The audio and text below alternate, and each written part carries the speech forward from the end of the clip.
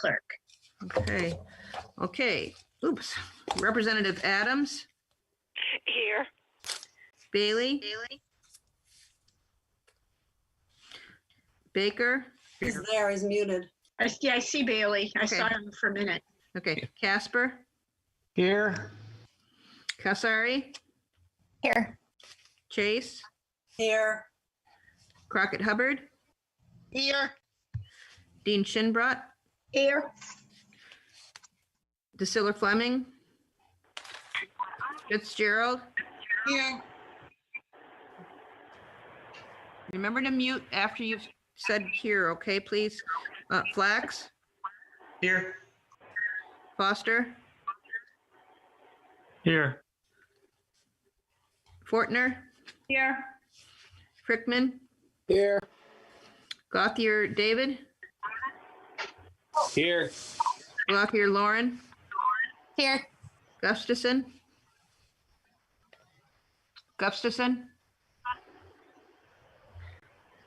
Hayline, Here.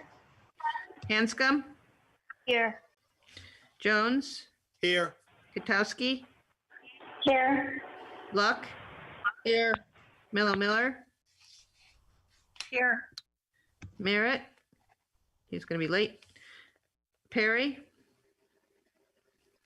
Powers Kristen, Here. Powers Shawn, Here. Richards, Here. Rusk, Jason, He may be late. okay. Starkley, Do you want me? Here. The other Rusk is here. the other Rusk. I marked you since you said here or something. Thanks, Jill. Okay, got Starkley, Stevenson, Here. Thomas, Here. Washington, Here. Watson, Here. Wells, Here. Whitehouse. I know I saw ya. Whitney, Here. I thought I saw Whitehouse. Did I not? Nope, didn't see Whitehouse. Okay, there you go, dear. Hey. And how many is that? Got me. I didn't count them. 1, 2, 3, 4, 5, 6, 7, 8, 9, 10, 11, 12, 13, 14, 15, 16, 17, 18, 19, 20, 21, 22, 23, 24, 25, 26, 27, 28, 29, 30, 31. And that included me. Yep, that's including you. Sorry. All right. We have a quorum with 32 members present, so that's 30, terrific. 30, yeah, 32. Yeah. 32? Yep, with you. Okay. 32. So anyway, thank you guys for all making it here tonight. We'll start out with a moment of silence. It is our last meeting of the year. And then we'll go to the salute to the flag, and I'll have Representative Watson lead that, but let's have a moment of silence first.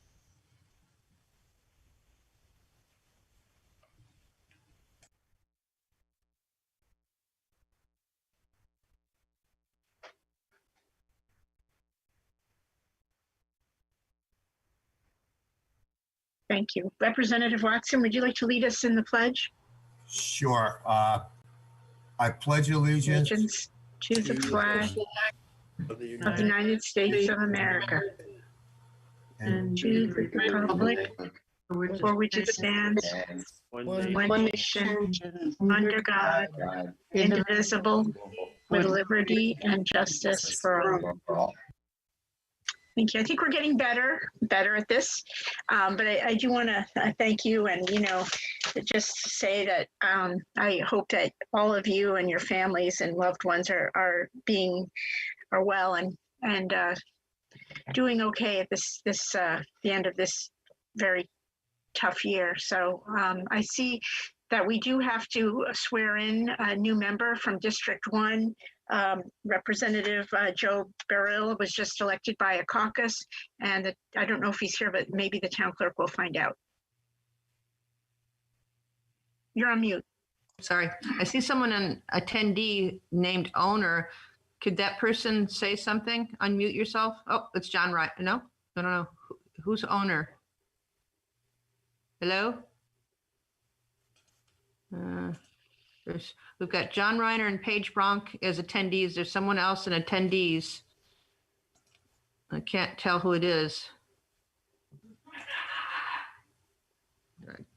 I guess I can't even hear me, but I don't see Joe yet. Unless that's Joe. I don't know. Representative Burrell, if you are there, you can unmute yourself and we can have a swearing in.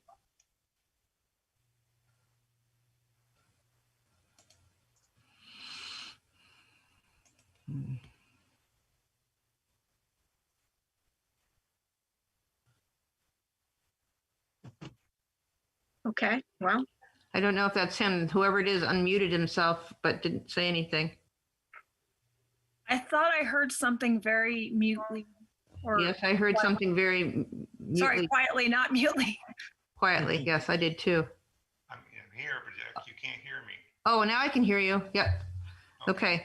All right. So Representative-elect Burrell, I assume you're raising your right hand? Yes. Okay. Do you solemnly swear to uphold the Constitution of the United States, the Constitution of the State of Connecticut, follow the town charter where it applies to the representative town meeting and all ethics that apply, and the RTM rules and as they apply to you as a representative, and represent the first district as best as you can?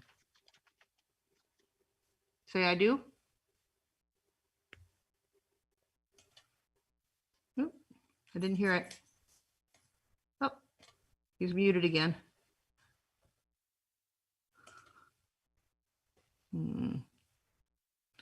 Joe, you're muted again.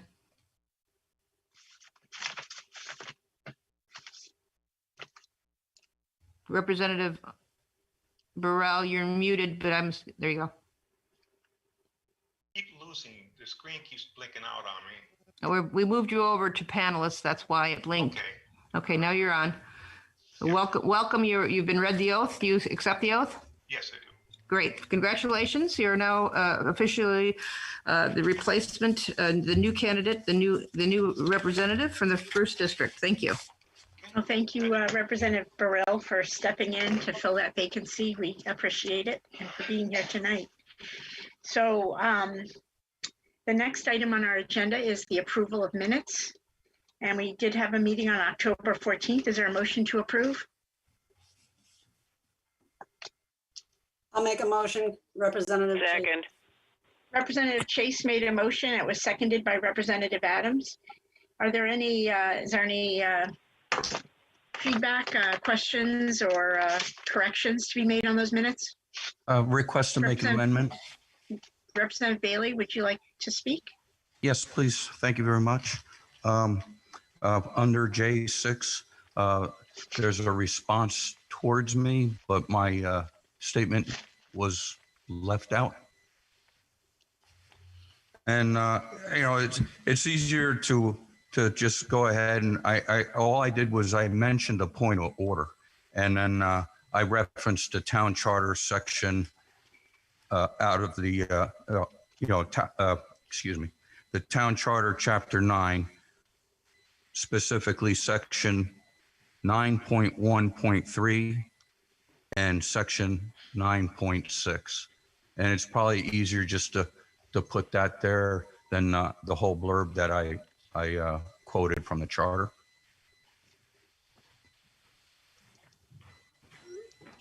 Okay, thank you. Thank you. Representative Chase? Thank you, Madam.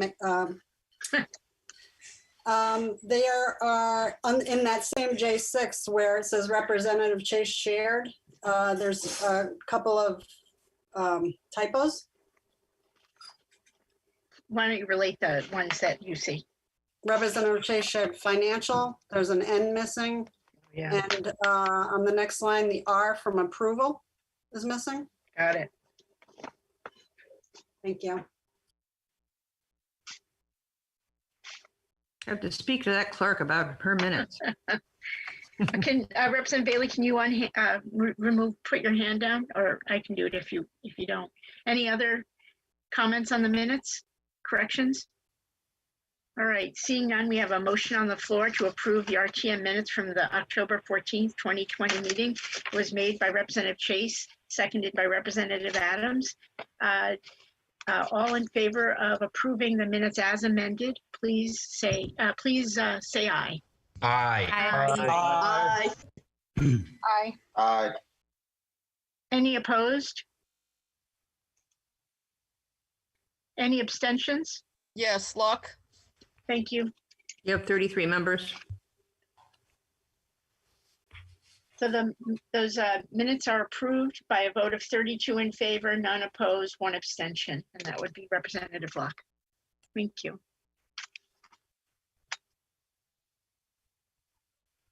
So the next item on our agenda is the citizens petitions, and this is the portion of the RTM agenda where the RTM welcomes comments from citizens.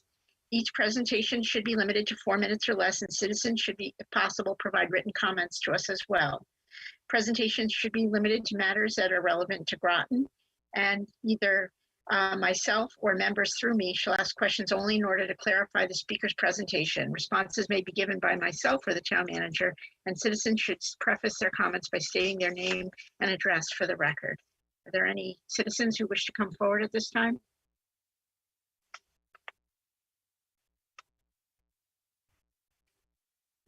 Okay. All right. So the next item is reception of communications. And at this time, I would like to say that I did receive communications from Representative Baker and Representative Cecilia Fleming that they would not be able to be here with us tonight. I also, and I believe the whole body received several emails from Mr. Dick Fitzgerald regarding coastal access and signage on the Mystic River and on the Fort Rachel area.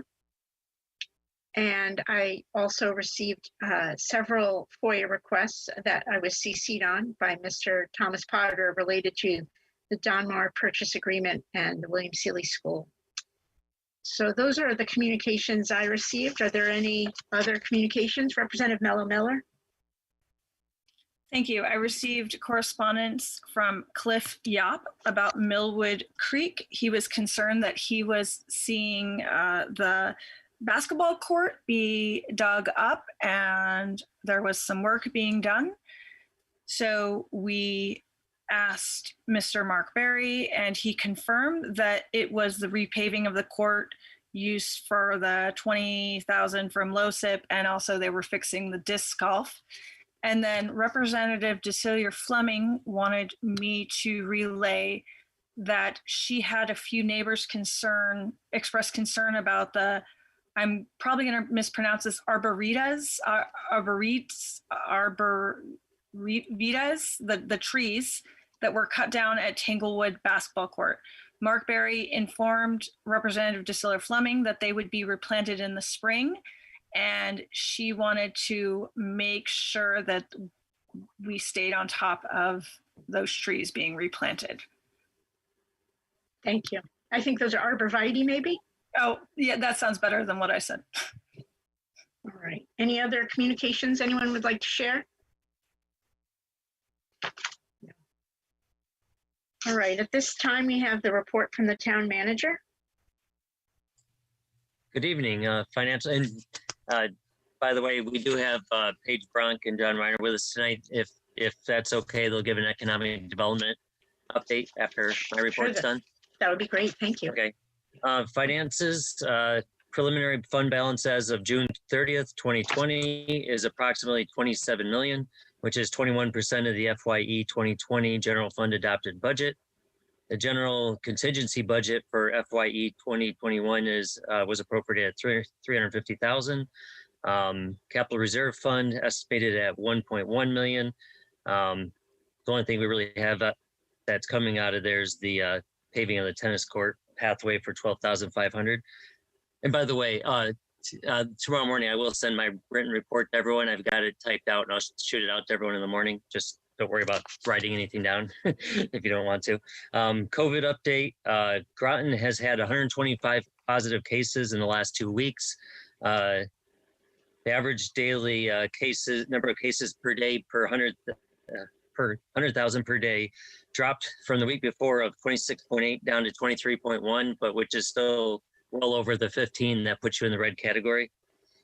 The new data should be out end of the day tomorrow, so we'll see what the rate did this week. Sounds like the state's had a tough week though, so I'm expecting likely the same here. As you probably know, the town hall and annexes have been closed down other than some exceptions like the clerk's office by appointment. Since Thanksgiving, we were rescheduled to open up next Monday. I've made the decision now, starting from Monday, December 14th until January 11th, we're going to be by appointment only.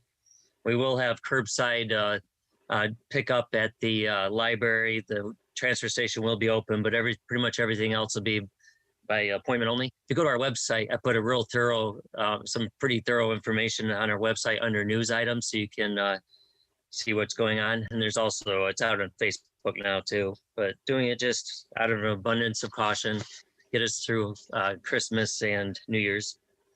I see East Lyme is doing something similar, and the city's looking at what they're doing. I think they'll not quite do what we're doing, but something somewhat similar.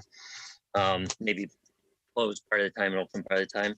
Groton Sale, I'm sure it'll be touched on later. Just to let you know, the MOU with the Groton Sale Foundation to locate the sale at the library, in front of the library and senior center, was approved last night. That includes a purchase of Groton Sale Foundation funds through the town, so it won't be our funds to purchase a piece of property. That does have to go through the R.T.M process, so I expect that'll be going through next month after it goes to committee. Nautilus dock, if you recall, we received $730,000 to build a dock at the Nautilus Museum for the water taxi. The Navy bid it out. It was overbid. They turned it over to us to bid out. It was overbid. However, Adam Wright with the Navy base and Greg Hanover met with a couple of the low bidders, and they think they figured out how to get it within budget. However, the Navy has to sign off on the ideas, so still a work in progress, but it's hopeful. Plastics ban, Tom Zanarini, zoning enforcement officer, has been going around checking on those. We have had some slow to turn over. Some people, despite all the talk about it, didn't seem to know what was going on. So, but people are complying as they're made aware of it. So it's been going pretty well. Just to put on your radar, I am talking with Public Works and our attorneys on the Department of Transportation. One of the criticisms we get when utilities try and do a trench to lay lines and they just patch it, everybody complains. Well, the DOT actually requires half the road to be paved. So I've asked Greg to get that language for me, and I'm going to work with our attorney to see if that's something we could do so that we could get it, get a patch requirement to patch. So I'll keep you updated on that. Mentioned Tanglewood already. Deerfield basketball court was repaved also. There was one section that needs to be redone in the spring. So if you hear about that, there will be a little section that will be redone. And then if town's website has gone live, I'm getting really good feedback. If you do check, try to check it out. And if you do see any mistakes, it is brand new. It's only been open for a couple of weeks. If you see mistakes, just send them to me and we'll get them fixed. But we are trying to comb through it, make sure everything's correct. It's much more user friendly than the old website. And with that, that's all I have tonight. And again, I will send that out to you in the morning. Thank you, Town Manager Burt. I just would have to say that I just looked at the new town website and thought it did look really snappy, so that's great. It's a nice fresh look. Thank you. Mr. Reiner and Mr. Bronk? Oh, we do. I see some hands up. Sorry. Oh, sorry. I see some hands up. Thank you for Representative Jones. Yes. Thank you, Madam Moderator. I just want to give a compliment to Town Manager Burt and Paige Bronk on the excellent tour that was put together at the Mystic School for RTM and Council. We had a good turnout and took us through all the different places. And I've only been here 4 years. I didn't even know about the other building, the sports facility. So I just think when this is finally done, it'll make a great addition to the town. It was a terrific tour, and just want to compliment them on putting that together. Thank you. Representative Casper. Thank you, Madam Moderator. I just want to ask, John, how has the town staff been affected by COVID? You know, we're being much more affected this fall than we were in the spring. I've been surprised, you know, and certain departments seem to get it worse. Some departments haven't been affected. Some departments have had several different instances of either actual employees being testing positive or their, you know, relatives testing positive, so they have to quarantine. We've had a good chunk of just in the last month. It's, you know, in the spring we were seeing more in assisted living facilities, that type of thing, with people, you know, affected, but it's all over the place now, and it's all ages. And that's why we made the decision. It was already getting bad enough before Thanksgiving.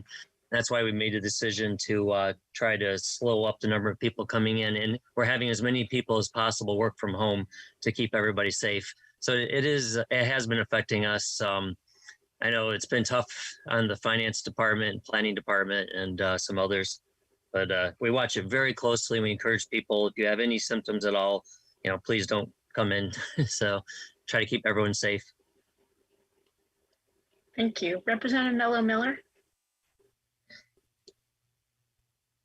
Thank you. First of all, I just want to say thank you so much for being proactive when it comes to trying to protect the town and the town employees. I think that is the right way to go, and it's just better safe than sorry at this point.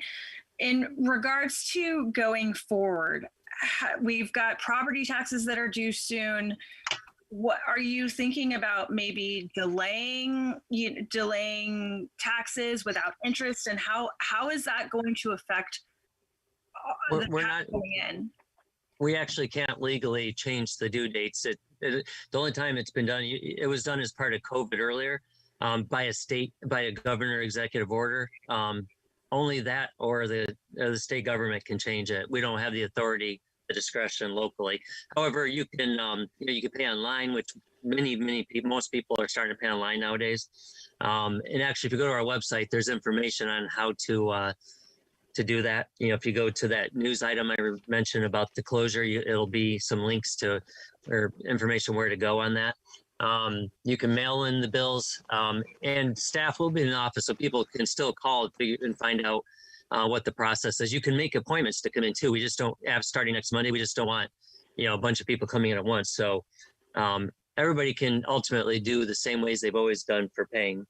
But again, are you anticipating residents not being able to pay these tax bills? I'm sure that'll happen some. Again, unless the state does something, we actually don't have a choice. So are you preparing for possible cuts due to what might continue with what's going on economic wise?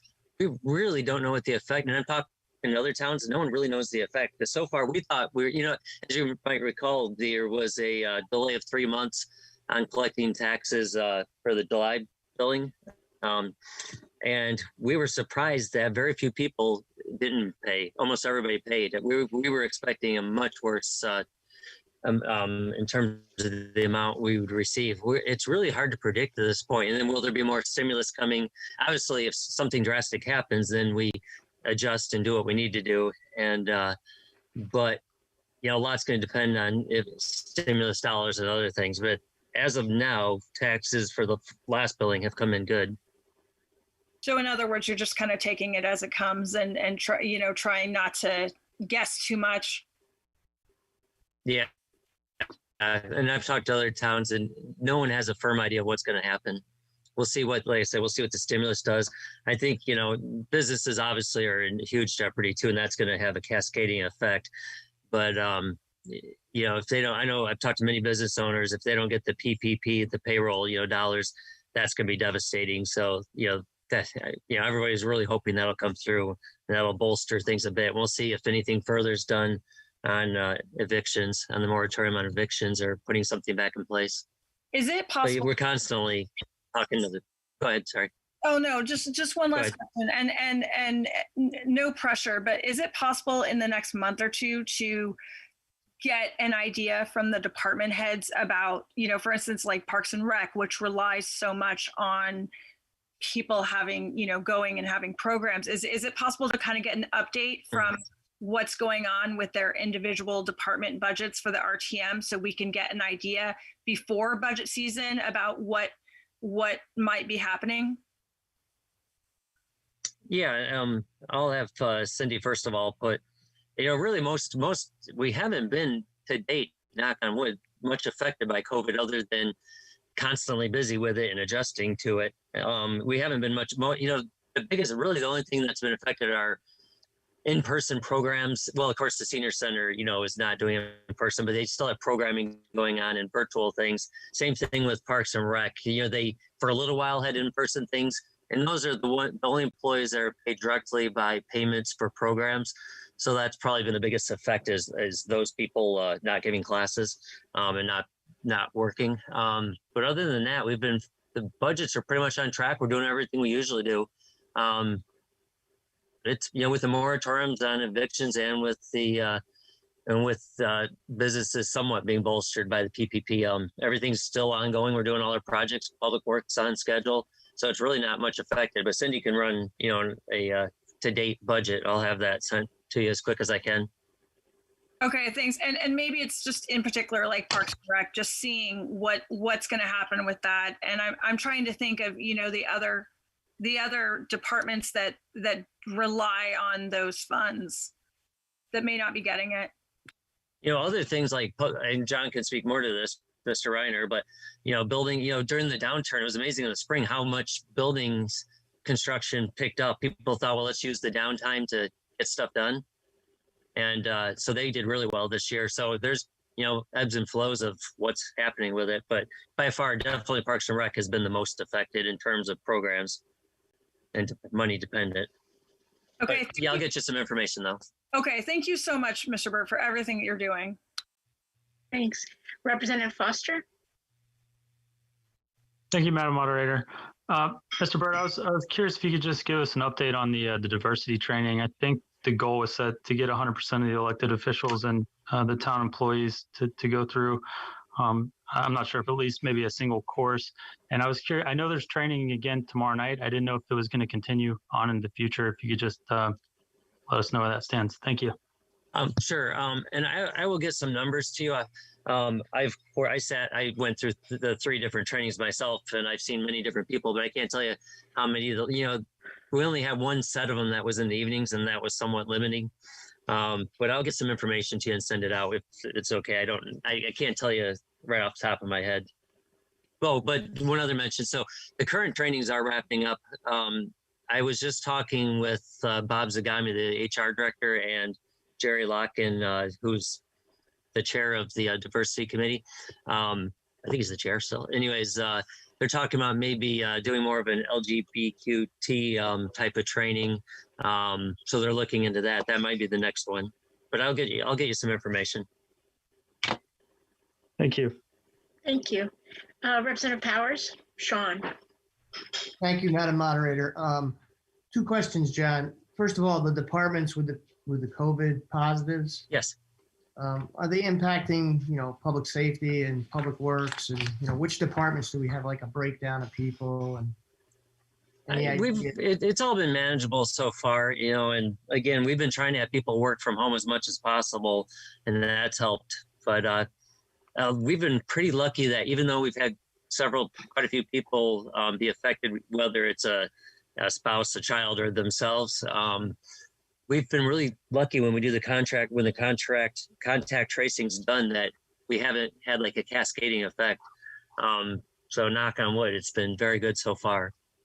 I know that the inner city police forces are definitely not in trouble, but are standing down. Lots of people are home when they're doing the contact tracing. And do we have any type of program in place to keep public safety and public works going if we get an overflow of people sick? Well, they've put protocols in place, 1 person per truck, keeping people distant from each other for work crews to try to avoid having a major effect. We'll deal with it if it happens, but we've had, like I said, we haven't had any transmission between people at work. So we're feeling pretty good about the procedures we put in place. That's great. My other question is this, John. You know, most people that have mortgages have their taxes escrowed, and then it's sent directly from the bank to the town. With the houses in forbearance in town, do we keep a record of how many are in forbearances? I don't believe we get information from the, well, you know, we of course see. Let me talk to Cindy. I don't want to answer till I get it for sure. Let me find out. I don't need an answer tonight, John. When you get a chance, okay? I mean, that's the only question I really have, because that'll impact our budget if the next, you know, in the July payments, if the bank's not picking up the tab for the taxes, you know, where's that going to leave us? And I think that's kind of what Nancy was trying to say to us earlier. And I'll get that to you. No problem. Thank you very much for your efforts. Appreciate it. Thank you. Representative Thomas? Thank you, Madam Moderator. Just a quick question regarding the coastal access. We received a number of emails over the past week or so. Right. And I just wanted to know what the current state of play is there and what are the next steps. It will come back to the town council on January 12th. That's the next thing. Where they'll continue the discussions. Again, in terms of, well, let me give you a quick rundown. So our house, we don't have access to it. I do believe there was at least probably some verbal agreement in the past, but we are meeting upcoming with the condo board there to try to get permission to eventually build a boardwalk, but then it also has to go to the owner too. So it's going to be a process. You know, access in terms of coastal access at the Fort Rachel is defined as going to the pavilion, but beyond that, it's really the right-of-way, the potential right-of-way. That's the question. That's what will be discussed. That's where, if you watch the presentations, there's evidence for and against it being a road, you know, and even if it was, let's say, you know, meant to be a public access road, there's some evidence to say public access, some that say private right-of-way on that. So there's evidence each way. So they're going to continue discussing options on January 12th, and we'll see where it goes. Great. Thank you very much. Thank you. Representative Fortner? Thank you, Madam Moderator. Mr. Burt, I have just a couple questions. So I had heard quite a while ago that after the initial strong response to COVID, that once people kind of were able to work from home and reestablish themselves, that about 80% of people were continuing to work, and it was affecting about 20% of people who were not able to work because of their jobs, and maybe it was in restaurants or other spots. But sure. I'm wondering if we have any data at all for just the town of Groton, what percentage of people, I don't even know how we would get that kind of data, but what percentage of people actually have lost their jobs or are furloughed or laid off because of COVID? Thank you. I don't know off the top of my head. And Mr. Paige Bronk, do you know, does your department or John Reiner, are you guys receiving that type of detail on unemployment data?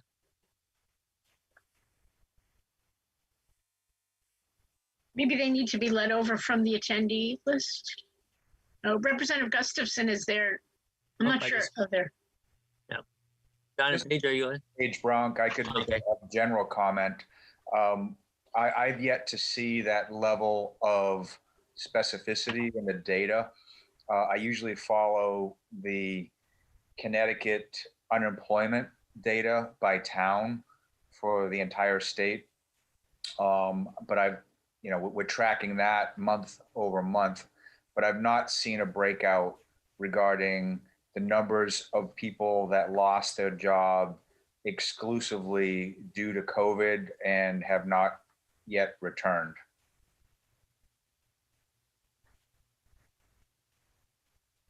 But if we do come across that, we will share it with everybody if that does come in. Thank you. Thank you. Well, that's all the questions that I see with representatives with their hands raised. So thank you, Mr. Burt, for that that presentation. And if Mr. Bronk. Just put a piece of tape over the camera on my laptop. That's what I did. If Mr. Bronk or Mr. Reiner would like to have an economic development presentation, that would be great. Sure. Good evening, John Reiner, Director of Planning and Development. And again, with me tonight is Paige Bronk. Very quickly, I just want to touch upon some of the initiatives that we're working on, but the thing we wanted to focus on tonight was really talking about some of the expansion in the grand list. That's something that many members of the RTM have asked us about. So we have a brief presentation that will give some slides with that.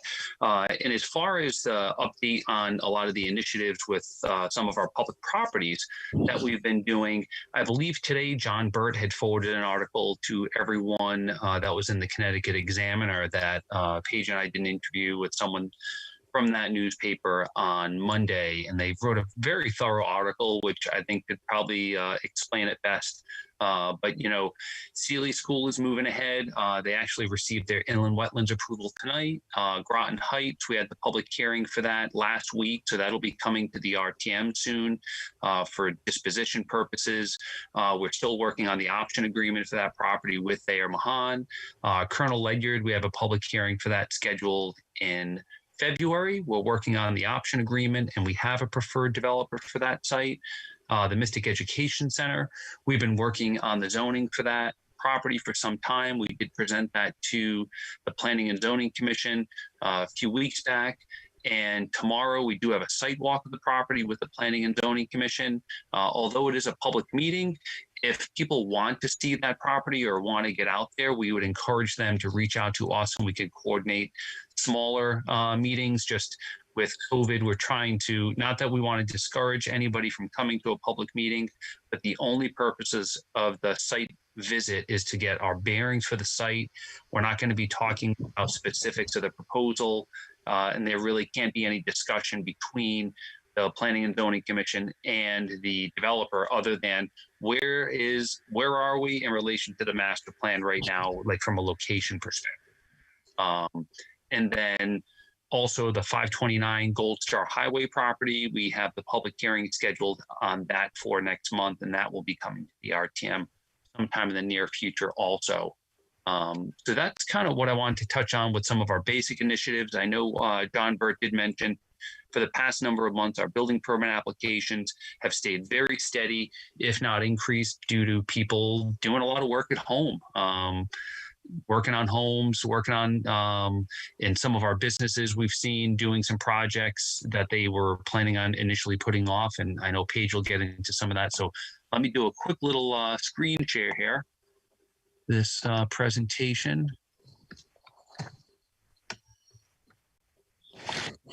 And can everybody see that? Yes. Okay. So at this point, I will hand this element of it over to Paige.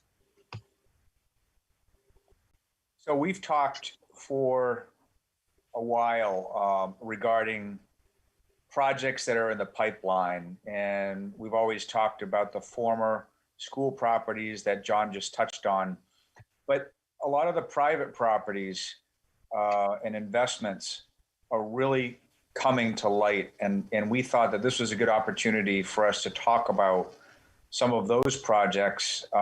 Most of them I think people are aware of, but we're obviously concerned about how we can bring more tax revenue to the town. That's the question people have been asking for years.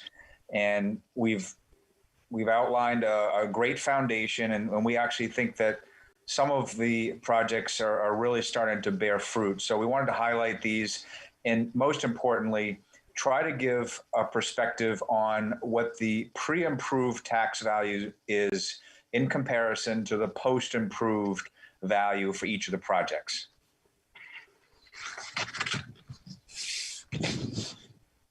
Next slide, John.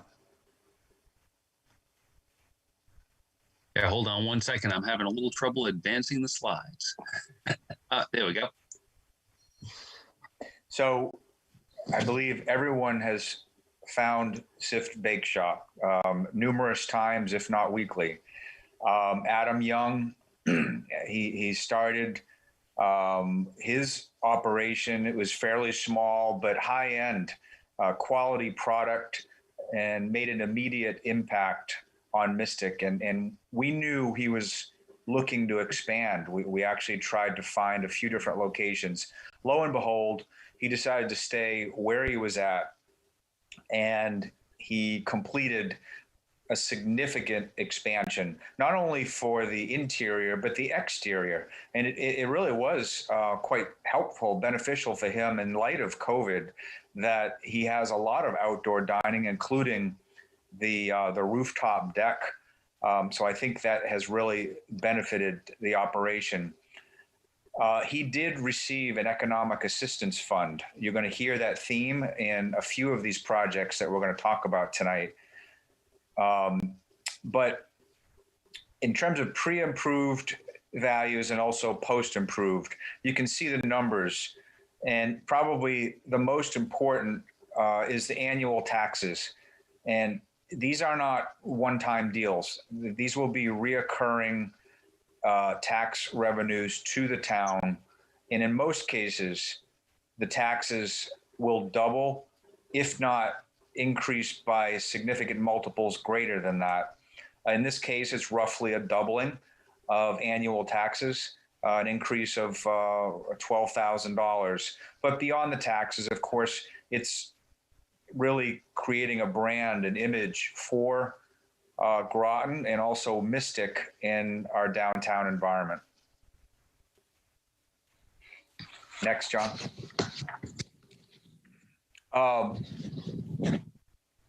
Leonard Drive is an area that we talk about often. Pound for pound, outside of Mystic, I would say, it is the most significant growth corridor for us, adjacent to the airport. It attracts innovators, small manufacturers, tech companies, locals who are looking to expand, or those that exist in the region who want to come to Groton and get occupy Groton in a way where they're business friendly and they can grow. And this particular facility is two businesses in one: Beard Brewing and also Mystic Cheese. So both Aaron and Brian, they actually have the owners, they know each other and they've talked for years. Wouldn't it be interesting if we could co-locate? Lo and behold, they found a place. I always joke with beer and the cheese, I'm waiting for the Green Bay Packers flag to be held out front, but I haven't seen that yet. So regarding taxes, again, pre-improved versus post-improved, we've yet to determine what the change is going to be, that they're fairly new companies, but we believe it will be more than double. And it's a significant innovative, well, two significant innovative businesses that are located in our basically small business industry zone. Next. We've talked regarding the need for contemporary apartments, and all right, we're back to Leonard Drive. Yeah, sorry, Paige, I clicked two ahead, sorry. Okay, so regarding Leonard Drive, as I stated, significant corridor for us. And what's actually taking place on Leonard Drive is not just new businesses or business growth, but there's a shuffling of the deck. And as a result of new buildings, that has created vacancy in existing buildings, and businesses are moving around. So CrossFit Inguz actually used to be at the end of Leonard Drive. They came to us and wanted to build a new building. It's not just for one company. They made space so that the CrossFit business has room inside for ancillary businesses as well. You know, things such as PT, possibly chiropractic and supplies, et cetera. In terms of annual taxes, it went from roughly $6,000 to $16,000. So there's a net increase of $10,000 annually. Beard Brewing and Mystic Cheese were able to go into the former building that CrossFit Inguz was located in. We also provided Economic Assistance Fund monies to CrossFit.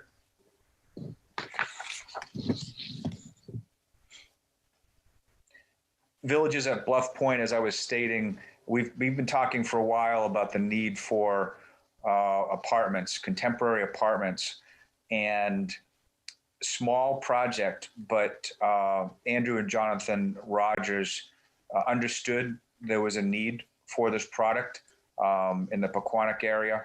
We also did provide Economic Assistance Fund to them. I believe it was for a sewer lateral that came from the roadway onto the property. And there's no doubt multifamily housing in Groton is a significant economic driver in that we have the jobs here. We want to convert those workers into residents, and new housing is really important for that. The housing provides significant tax revenue to the town. As you can see, annual taxes on this property prior to the improvement were less than $3,000. And post-improvement, it's $33,000. So that's a $30,000 net gain, which is extremely significant. We're seeing that with other multifamily projects that are coming into town as well. Pleasant Valley Apartments, that's an AR Builders product across the street from the Navy base. 88 units, a little bit larger than the former project we just spoke of. Same relationship, but just a little bit bigger. It serves an important need. Great location off of Route 12. Pre-improved tax value, $31,000. Post-improved, basically $122,000. Net gain of roughly $91,000.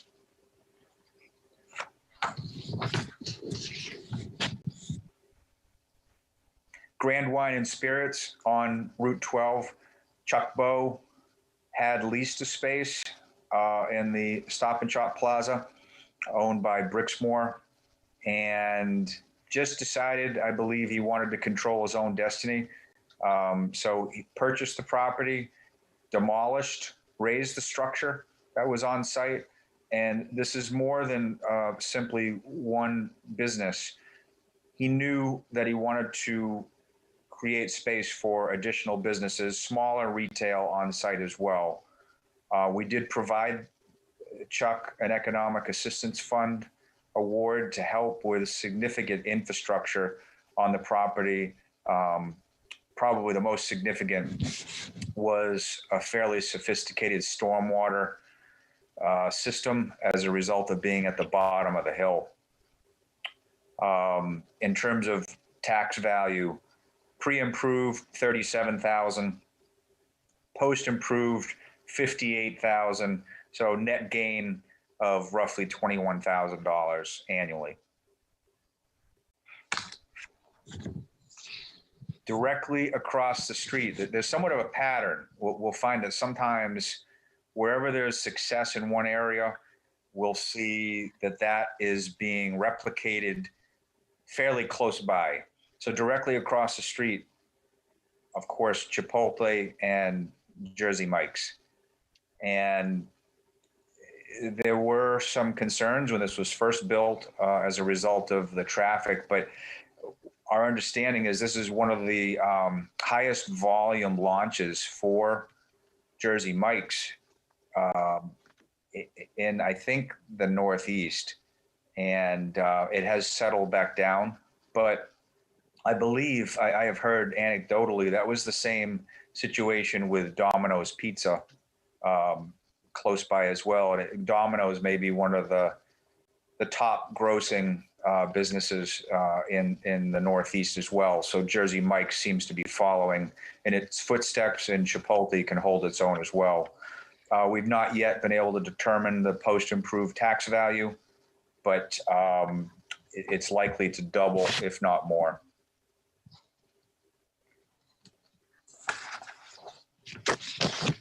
Central Hall, since the fire long time ago, people were always anxious for this property to be finished. It actually is quite a contribution. It blends well, even though it has some significant scale. It's a nice bookend for our end of Mystic. The annual taxes prior to the improvement, $13,000. Post improved, $57,000. It did take some time, but the mixed use development in that area, including the residential uses and also the retail, blends in well with Mystic. Net gain on the taxes roughly $44,000.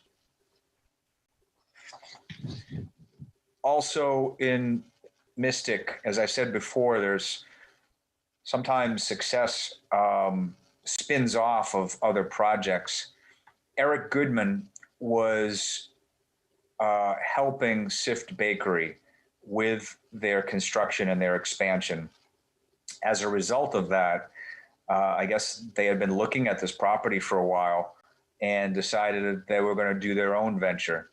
And so the Standard is another mixed-use development in downtown Mystic with 14 residential condo units, some retail, small retail, and also some office. We also provided Economic Assistance Fund information or funding for this particular project that included some water, some sidewalk, and other improvements. When I say sidewalk, it's significant to know it's not just along the roadway, it's perpendicular to the roadway for coastal access to the rear with the Mystic Museum of Art's parking lot.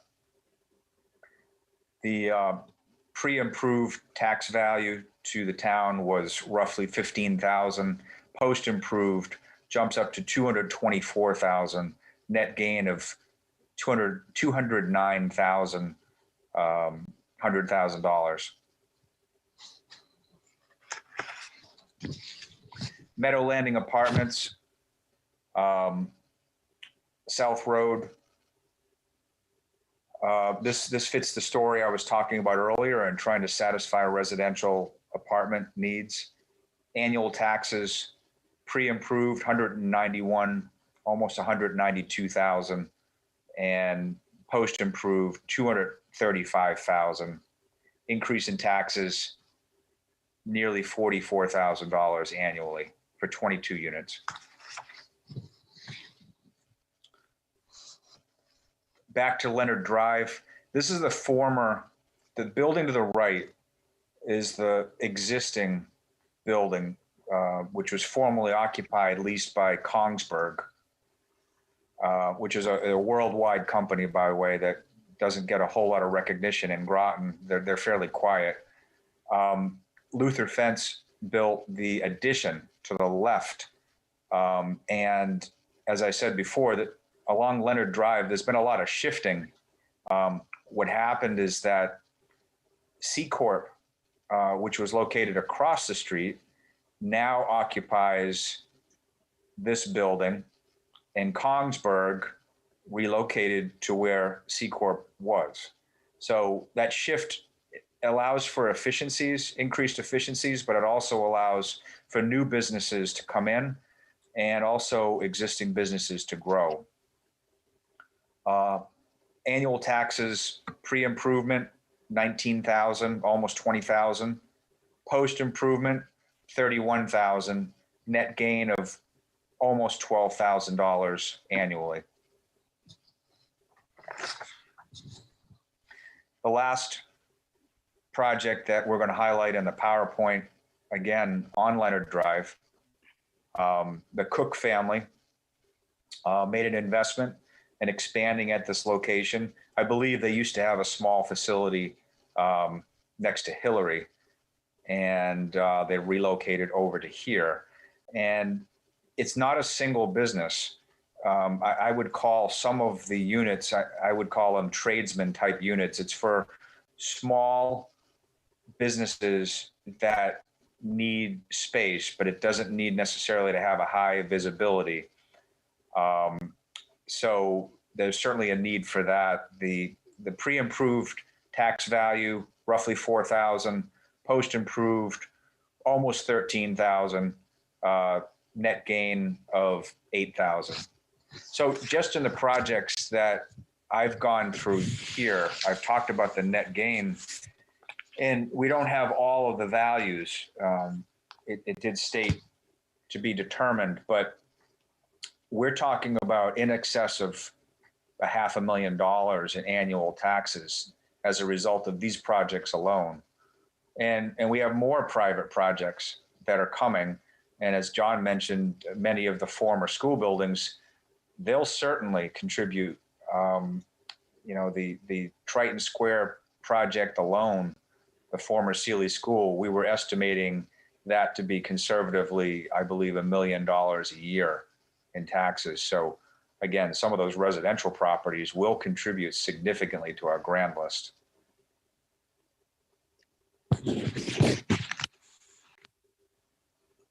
Thank you, Mr. Bronk and Mr. Reiner. That was terrific. And I had a question.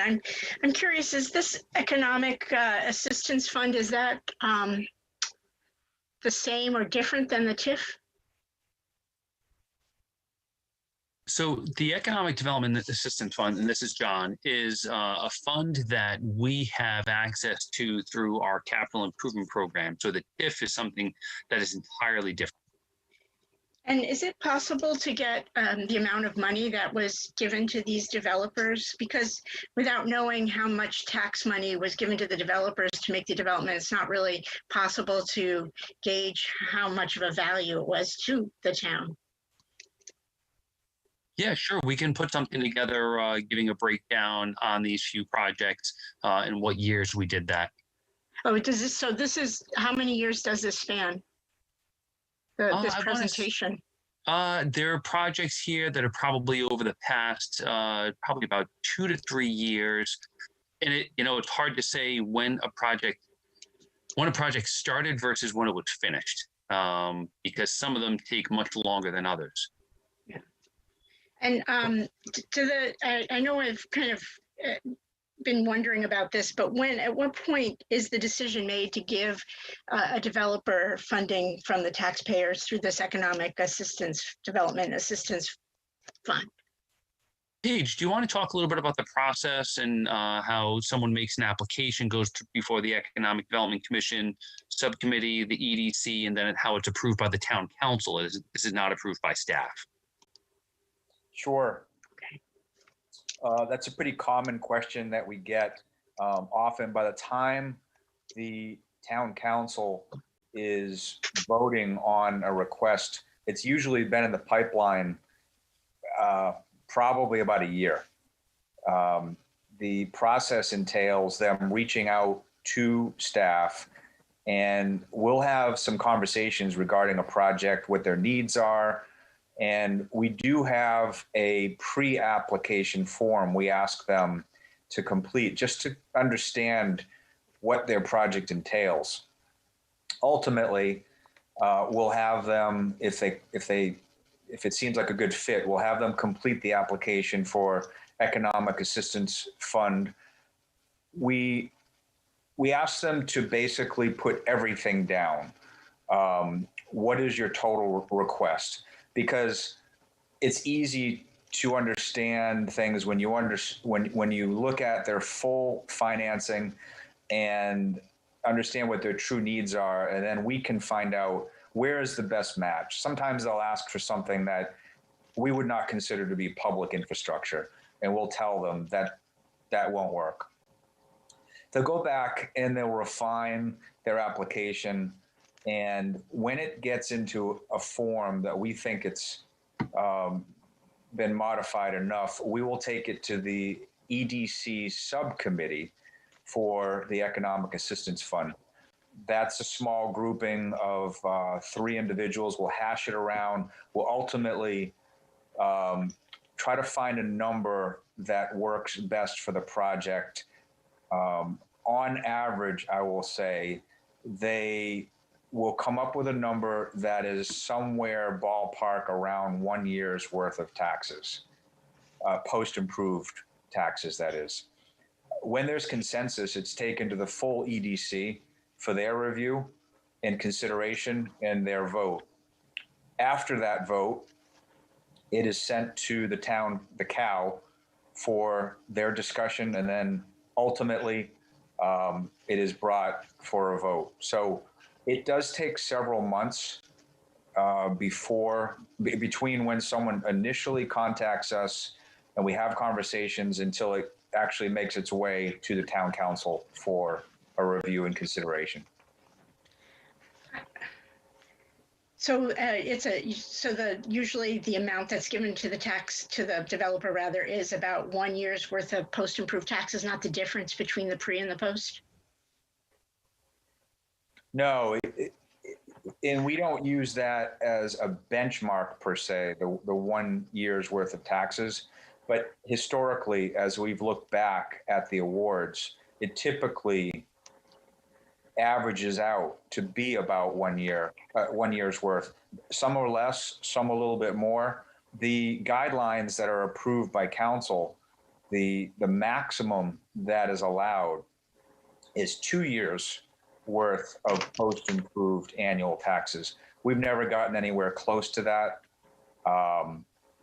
So we try to find some middle ground. And the other thing that we do, we try to stick to the core value of the Economic Assistance Fund program, the intent. The intent is to deal with public infrastructure. That would mean, when the program started, that was water, sewer line extensions. We've expanded a little bit. Now we deal with some laterals. We'll consider putting overhead electric lines underground. We'll try to, stormwater is another one we'll consider as a part of the program. But we really tend to favor those that would really classify as public improvements. Sidewalk is another great example. Actually, that was where I was concerned with sidewalk, because that's a requirement of developers to put in sidewalk. And I'm concerned if some developers get sidewalk given to them, basically paid for by the town. Does that provide a disincentive for other developers to actually put in sidewalk that is required? No, we look at the project as a whole. So we're not cherry picking an item. We basically will look at the entire value.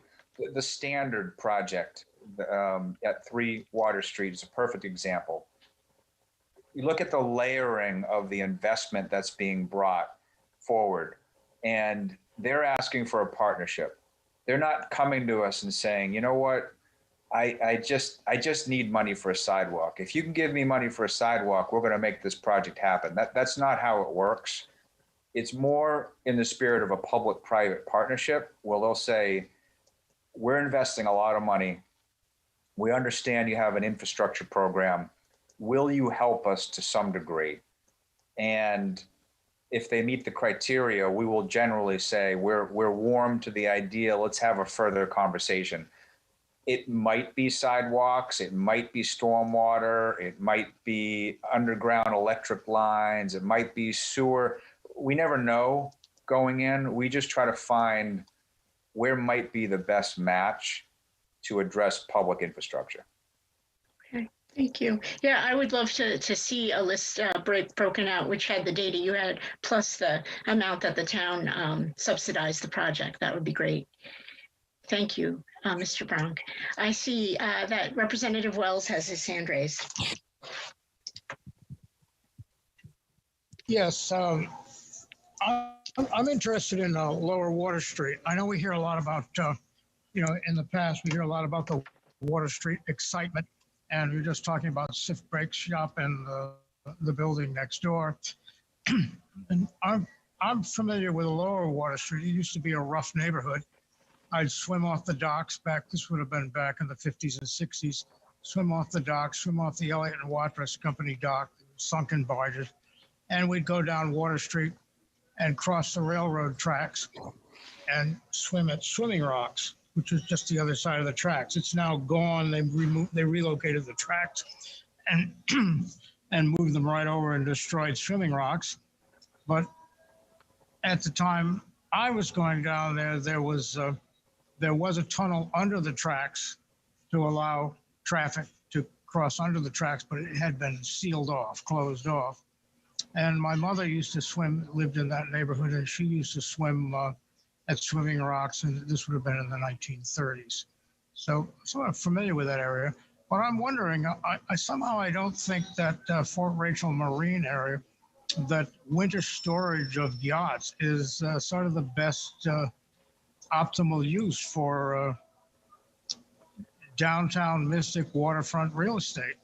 It would seem that, I mean, you can still have a marina there. I remember there used to be small boats, outboards and whatnot at the dock, but parking yachts or boats for winter storage doesn't seem like the best use for property in downtown Mystic.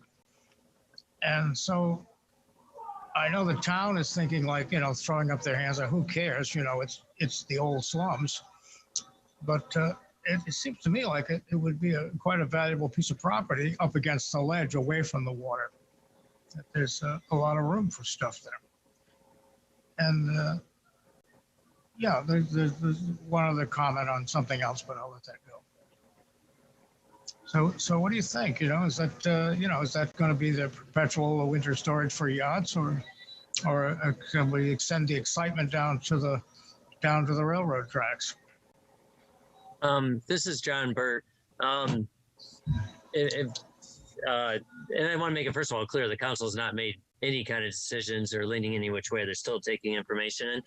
Even if let's say we reestablished let's say we proved there was a public right of way and we reestablished it, well, that property owner still owns where the boats are being stored. They own everything around it. So that's entirely up to them. That's totally privately owned. It would just be like a path to, like a little roadway to the railroad tracks.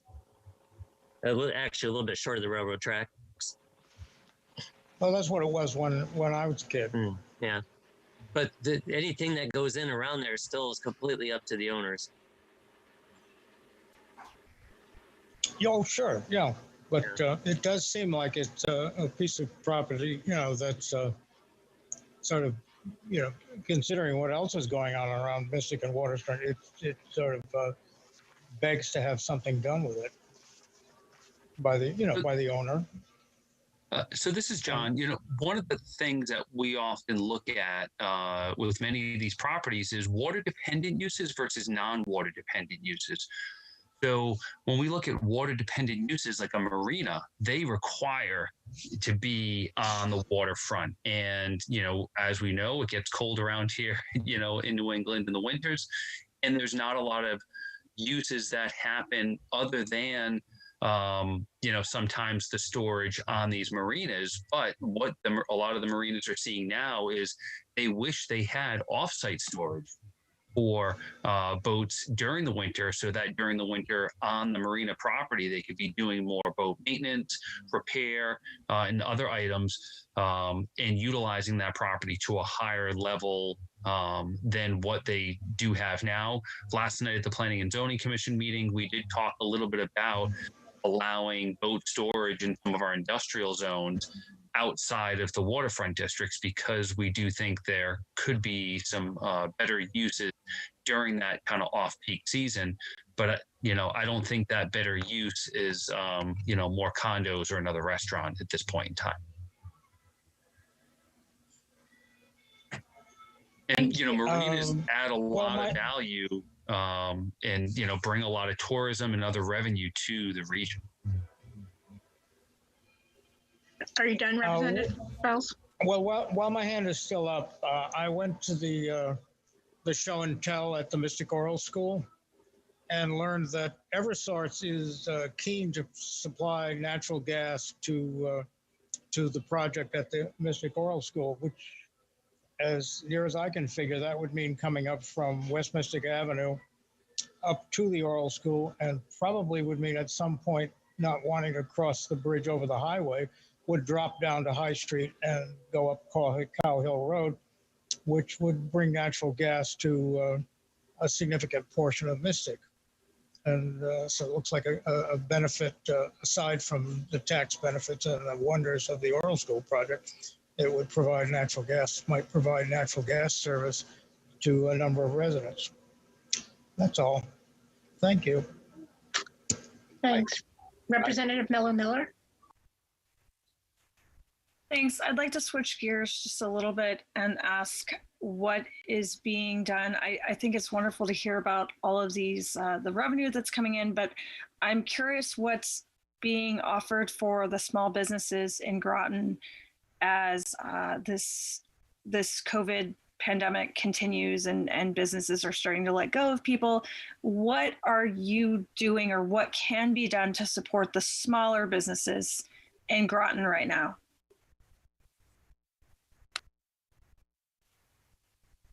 I can touch on that. I think in the spring, our initial response, carrying mainly through the summer, was about information. We were all impacted in trying to understand what resources are available from the federal and state level. I was on a call, I remember, with the state, who said they can't wait for the feds, and they were going to create their own grant and loan program that was going to be released immediately. It was a gap financing, bridge gap financing program. They were quickly overwhelmed by that. They ran out of money. They could not process the applications as quickly as they would have liked. Around that time, we also had the PPP and the economic injury disaster loan, EIDL. So what the situation was so complex, and there was so much money that was flooding the market, so to speak. We made a decision that locally we were not going to be able to afford to provide direct monies to all of the businesses.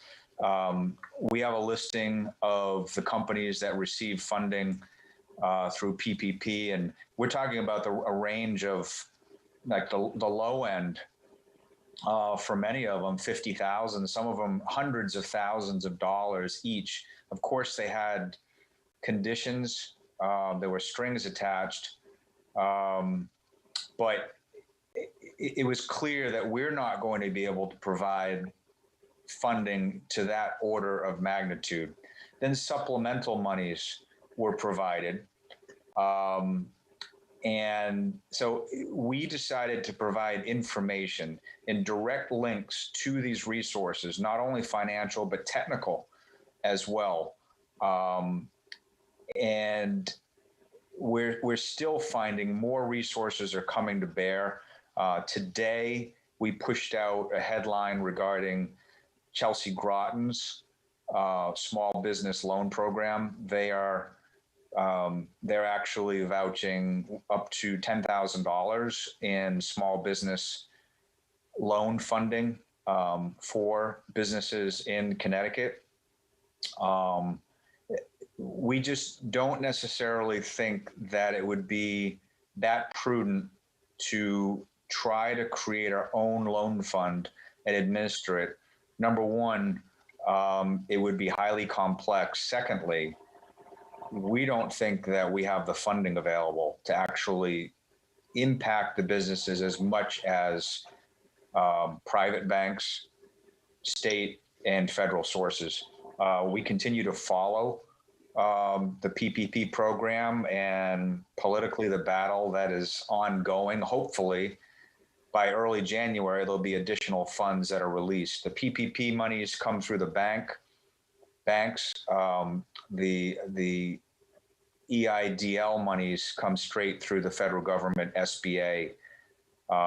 So we believe that's the best means to distribute cash to businesses. The last comment I would say is that sector representing our region received a significant direct federal funding for local businesses, and they received funding for basically a COVID liaison to assist local businesses.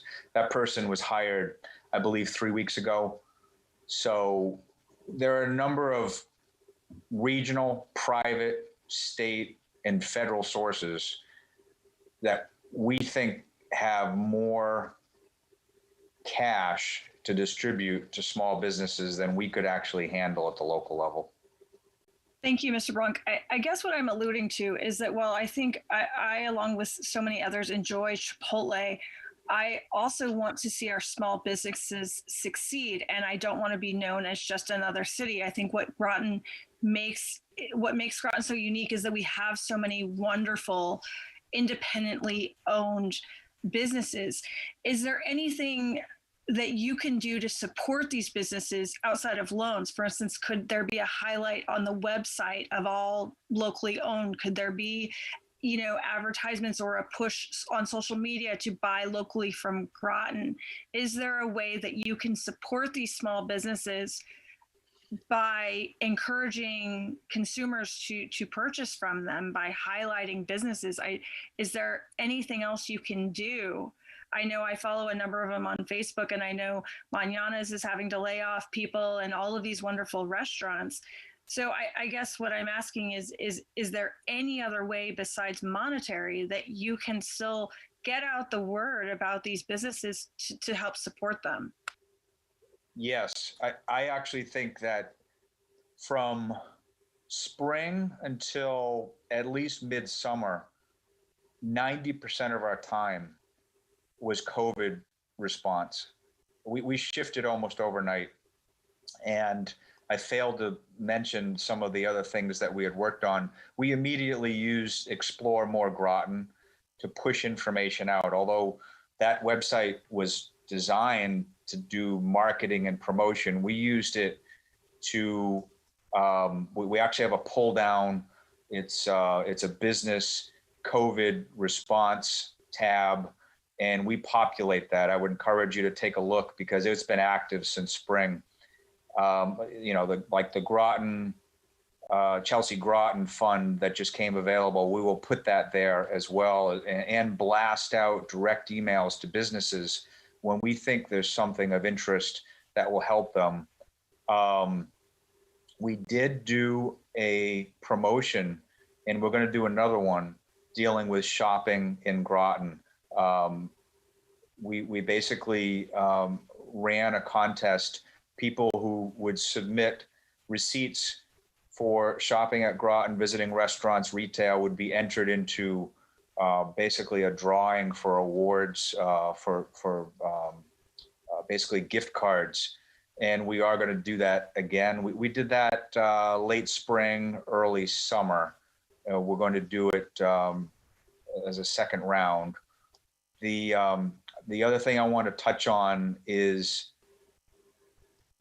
we all know people that are impacted, business people that are impacted by COVID, but rather than relying on just our close circle of colleagues, I mean, I talk with Justin at Mañanas weekly, and I love getting food from there. But rather than relying on that, we thought we would do something better. We actually work with a company called Nava Retail, and we're involved in a phased surveying process to really understand where these businesses are. There will be 4 phases. The first one was spring. The second was in the summer. We just completed. We're about to complete the third one, and then the last phase of surveying will be post holidays. These are direct phone surveys and conversations where they reach out. I believe the last survey was 500 businesses in Groton. And that helps us really understand where we're at. Probably one of the largest takeaways that we've reacted to is that a significant number of our local businesses have no online presence, or they're not updating their online presence. So as a result, we pushed out a monthly newsletter that focuses on how you can go online and adjust your profile so that your operating hours actually match what your modified operating hours are. So that's just another example of what we're trying to do. We're trying to be creative and help in non-monetary ways and reaching out. We also relied on the EDC to do a lot of the business outreach and handing out masks, posters for doors and also windows and storefronts. So we're doing what we can, and we're always coming up with new ideas, and we would encourage people, if they have additional ideas, we would like to hear them. Okay, thanks. And that was just my question, is I didn't know where you guys ended and where the EDC began, or you know, what the separation was. So I appreciate you taking the time to answer. Sure. Thank you. Representative Haline? Hi, I want to thank you for this really good presentation. You know, if you tell me that because of some improvements, the taxes have increased $500,000, it doesn't mean a lot to me, but seeing pictures of these businesses and the pre and post improvement data helps me understand it more, and it makes me kind of think about other empty storefronts around Groton, or you know, maybe underused areas of Groton. It makes me kind of think about what more, you know, could happen in the future, and that's kind of uplifting, which is nice to think about during COVID. But I do have a kind of a specific question. This might not be the right platform for asking this question, but during the slideshow, there were two businesses that were very similar, and yet the taxes were very different. So Central Hall in Mystic on Main Street, I think it said there were 12 units, and the taxes were a little over $57,000. And right around the corners, the new, the Standard, the new building, and I think it was 14 units, and it was $224,000. That seems like a really big difference for two properties that are pretty comparable.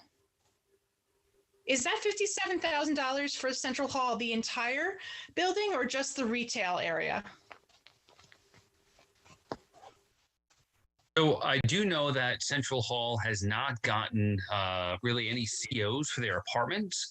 And right now, I think that $57,000 is what we're collecting as the property currently stands now. So they haven't finished off those apartments. Whereas with Standard, that's what the projected tax revenue will be at the full build out. Okay, that makes a lot of sense. Thank you. Thank you. Representative Fortner? Hi, thank you, Madam Moderator.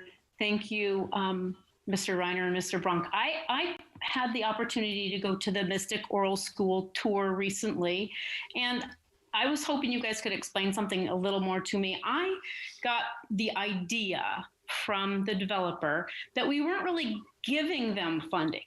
Say that, and I'm not sure if it's exactly the same EAF that you guys were talking about, but I thought it was, that rather than say it's worth $100,000, and with the improvements, it's going to be worth $500,000. And along with those improvements, is a big chunk of it is going to go towards the sidewalks and infrastructure. I thought that we didn't give them money. I thought we just forgave them money. So in other words, we're getting $25,000 worth of taxes. And once the build out is complete, we're getting $50,000 worth of taxes. We just don't collect that extra $25,000. I didn't think we were giving them anything. I thought we were just postponing their tax increase. Am I incorrect? No. So this is one of my favorite things to talk about: tax increment financing. I like talking about money too. Yeah, but I love talking about it. So the Economic Development Assistance Fund is an entirely different pot of money, and we will not be utilizing at this point in time that pot of money for the Mystic Education Center. That's not really something we foresee. We foresee utilizing tax increment financing, and what tax increment financing does, very in a short, quick summary of it, happy to give a more thorough presentation at a later time, is we look at those post-improvement tax values and the difference of that between what it was pre-development, post-development, the developer still pays the taxes, but then we give them, based on a credit enhancement agreement, a legally binding agreement between them and the town, some portion of that funding back. And that helps pay for the project. And the only time TIF, tax increment financing, gets to get used is that without the utilization of TIF, the project would not happen. So there's a but-for test. So that project requires TIF to do what they're talking about doing. Okay. So that's totally different from what you're doing at the Standard and some of those other places. Okay. I guess the point that, and I don't know if it's the same with TIF and with the EAF, that in the end, we have a net increase in receipts over time. Yeah, so it's not only net increase in receipts over time, but even as that project is being built out, not all of the taxes go back to the developer. So only a portion of them do.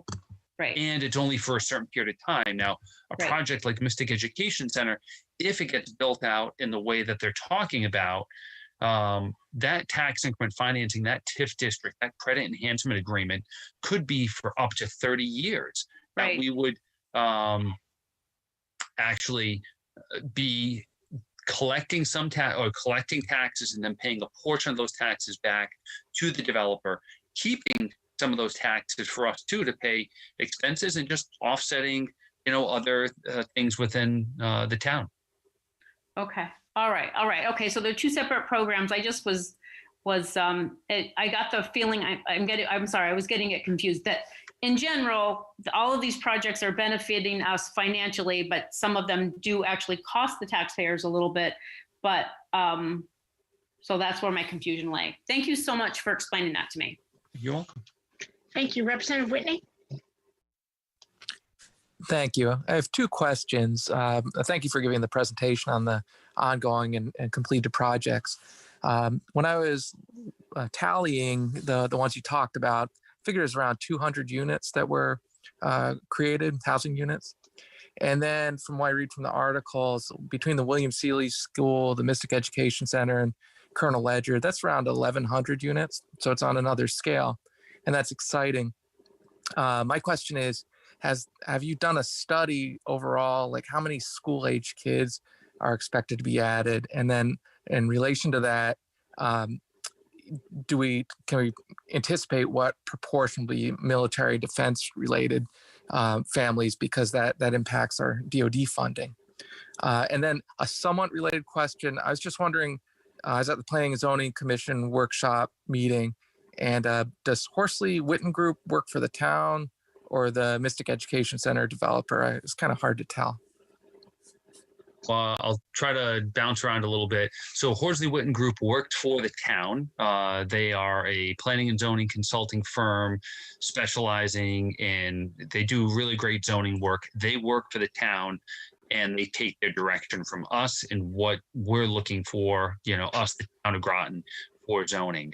When we're talking about the residential unit, so actually one thing I should mention, when Paige was going through his presentation, the South Pleasant Valley apartments that he mentioned, the 88 units, those were the units that currently have certificates of occupancy.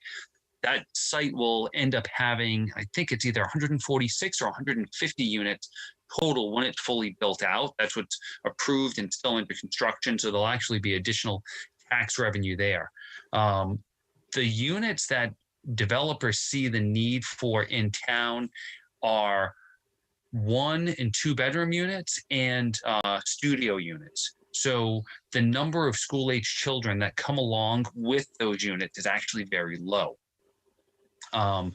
At the same time, though, we do want to encourage people and families to continue to move to Groton. If you look at all of New England, our population is getting older and older. Hence why the trend that we see in Groton with all of these schools closing, a number of excess schools, that's happening in many communities throughout New England. And that's a scary trend, because if we don't have families here, then at some point in time, we're going to have a real problem keeping our towns vibrant and afloat. Thank you for the answer. And I've heard that the number is very low for the reasons you said, but I've never heard any estimate of a number. I think it's important because, I'm seeing over 1,000 units added and thinking, well, is that 1,000 kids, 2,500, 200? That matters. And I think we should anticipate that as a town. Yeah, I also should quickly mention, I don't have the numbers at my fingertips, but for example, with the Sealy School, they did do some estimates of the types of units. They've kind of already laid out the types of units and have some estimates on the number of school-age children based off of those types of units. Don't have the numbers right at my fingertips, but I can tell you that it was very low. John, if I could add, when we talk about not anticipating a significant contribution of school-age children, what really is telling is the size of the units. So the proposed apartment developments, it's really surprising. A studio might have 650 square feet. One bedroom could be 750, 800 square feet. And that will basically cover sometimes more than half of their total allocation. And initially, one trend I've noticed is they'll come in and give a preliminary idea that they're going to have an allocation of so many for studio, so many for one, so many for two bedroom.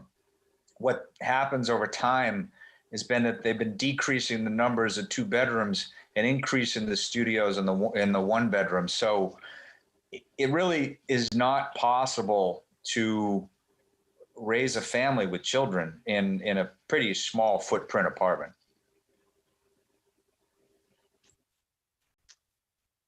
Thank you. As someone who grew up in a small apartment in New York City, I would disagree, but that's fine. Representative Foster? Thank you, Madam Moderator, and thank you, Mr. Rainier and Mr. Bronk, for the presentation. I just have a quick question. I want to make sure I heard this right.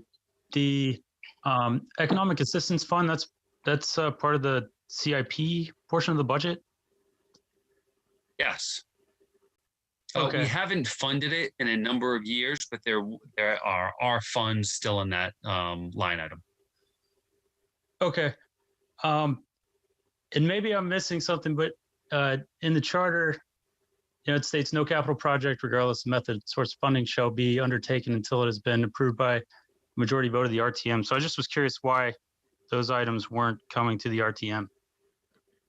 Well, the RTM has approved that CIP. So that was approved in previous year's budgets.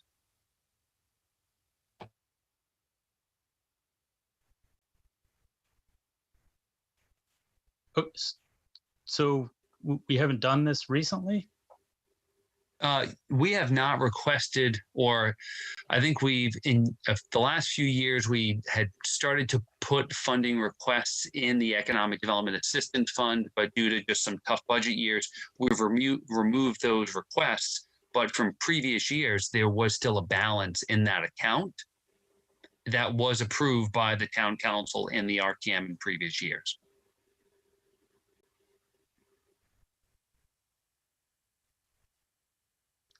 Is that it, Representative Foster? Are you done? Sure, thank you. Thank you. I want to thank both Mr. Bronk and Mr. Reiner for this interesting presentation, and thank you for coming and sharing that with us tonight. I do appreciate it. I know we all did, so thank you. Thank you. Thank you. I realized I was negligent before under communications. We do have 3 referrals. I'm just going to mention now. Town Clerk McCousher, is that okay to mention them now? Absolutely, go right ahead. Okay, so my understanding is we have item 2019-457, which is excess property development at 517 and 529 Gold Star Highway. The town council did approve this at a committee of the whole meeting on November 10th, and that is going to go to the public hearing in January, and so it'll be referred to the the RTM after that point, probably in January or February. So keep that on your radar. Another item that was approved at a committee of the whole meeting of the town council on November 17th was item 2020-788. 788 Colonel Ledyard School property, and that is to set the public hearing for that. Again, that will occur in January, and we will be have that referred to us at some point in actually February 2nd, I guess, is the public hearing. The other one was January 5th, so that would come to us in February. And another item that was approved just yesterday at the town council meeting on December 8th was item 2020-776, and that's the Groton Sale Foundation MOU, and that's a resolution to submit a request to the state of Connecticut to purchase a right-of-way along Route 117, which I believe is near the library and town senior center. And the town is, my understanding, passing through funding to purchase that.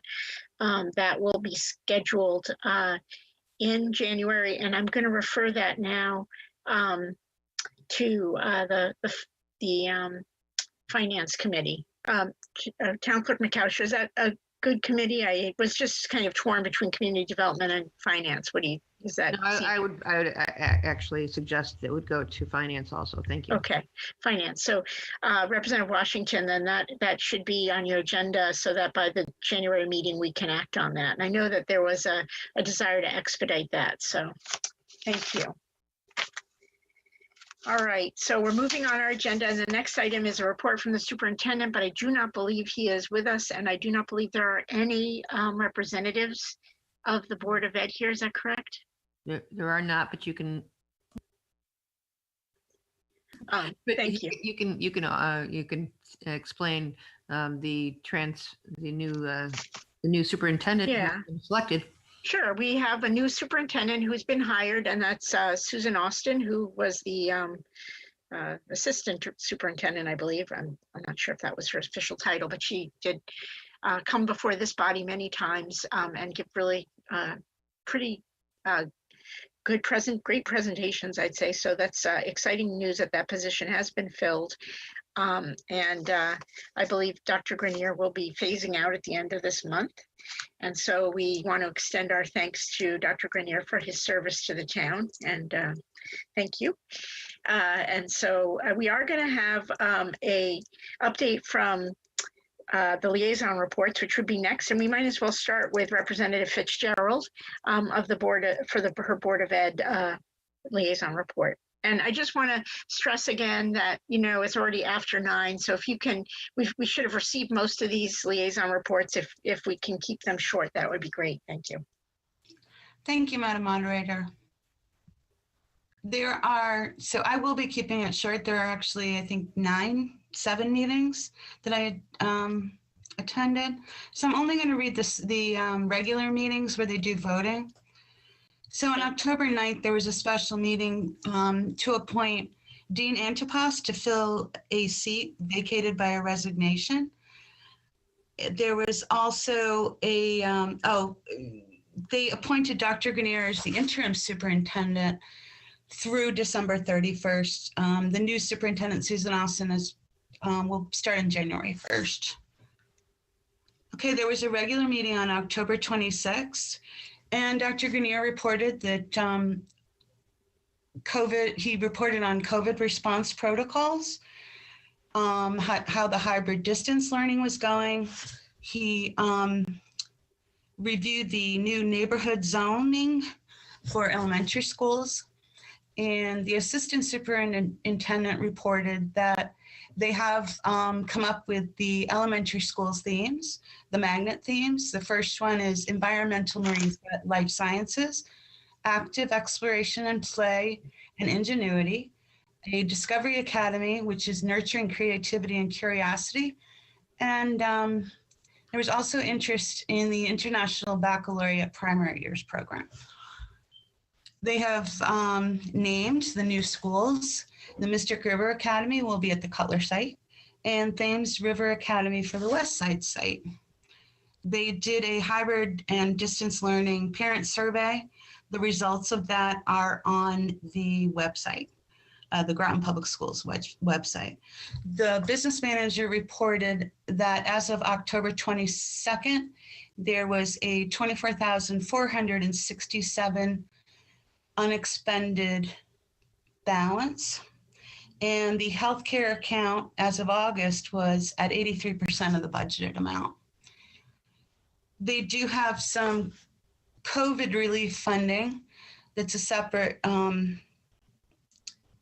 mind. That was 664,406, and it lasts through September. And that covers academic personnel, student support personnel, cleaning personnel, school supplies and software. There's also CRF funding, which is COVID relief funding, for $1,227,291, and that is through December. That covers pretty much the same thing that the CARES Act funding covers. The Director of Building and Grounds, Sam Kilpatrick, reported that the portable classrooms at the schools that were being closed have been received at the central office, and they will be used for storage. They have some funds from the Alliance, it's Alliance District Building Funds, and they will be using that for fire alarm upgrades, ID badge system upgrades, phone system rewiring. And then he reported on the CIP proposals. The first one is Groton Middle School Athletic Facilities Lights for $825,000, Northeast Academy Indoor Air Quality for $430,000, and a Charles Barnum roof replacement for $900,000, but there is a 50% reimbursement from the state. They approved the 2021 meeting schedule, the diversity, equity, and inclusion statement, preferred class size guidelines, the names of the new schools, the CIP proposals, magnet themes for the new schools. The neighborhood zoning plan was approved. They talked about, they approved a virtual mentoring program, and the Alliance District school building budget was approved. There was also a meeting on November 23rd. They elected Chair Kim Watson for another year, and Dr. Andrea Ackerman as Vice Chair for another year. They made a motion to approve the appointment of Susan Austin as a superintendent of schools pending the finalization of her contract to start in January.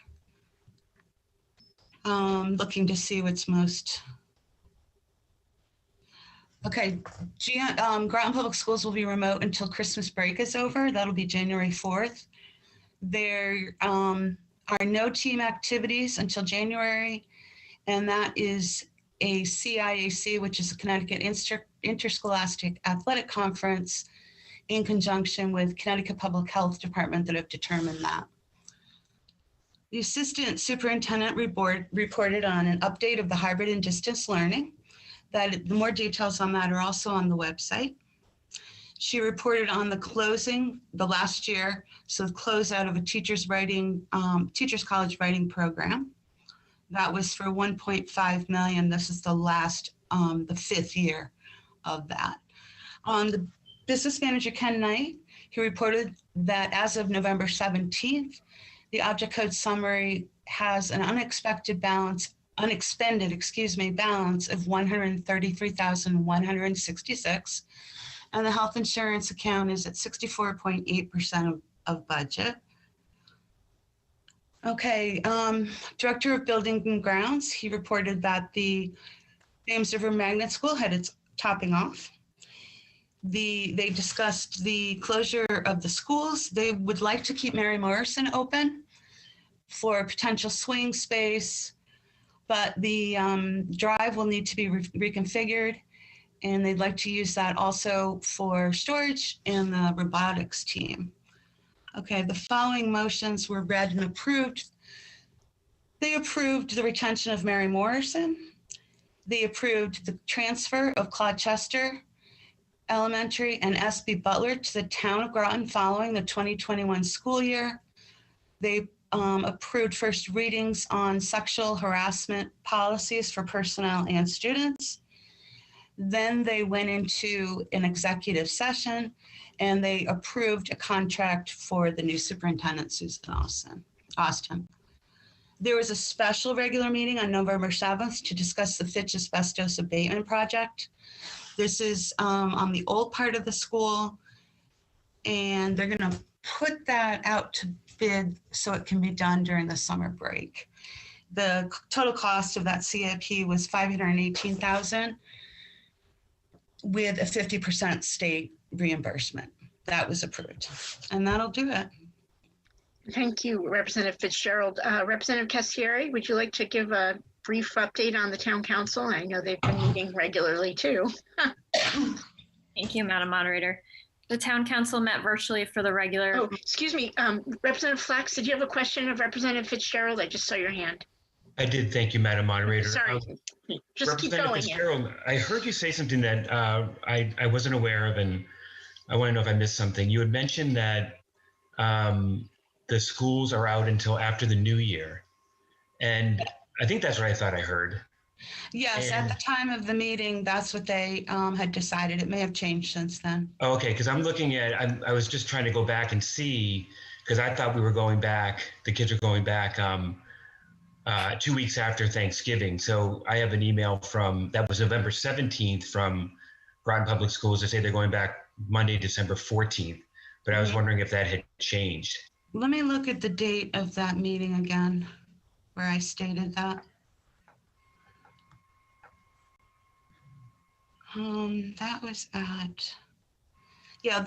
at the November 23rd meeting. That's where they were at that point. So if you've gotten emails from the superintendent since then, I would follow those directions. Yeah, this was before. It was November 17th dated, but I don't see anything after that letting the parents know. Again, we could have missed something, but I just asked my wife and she didn't. We thought they were going back Monday. So you may want to confirm that with the school system. Okay, thank you. Thank you. No, can I say something? They are going back the 14th. Okay.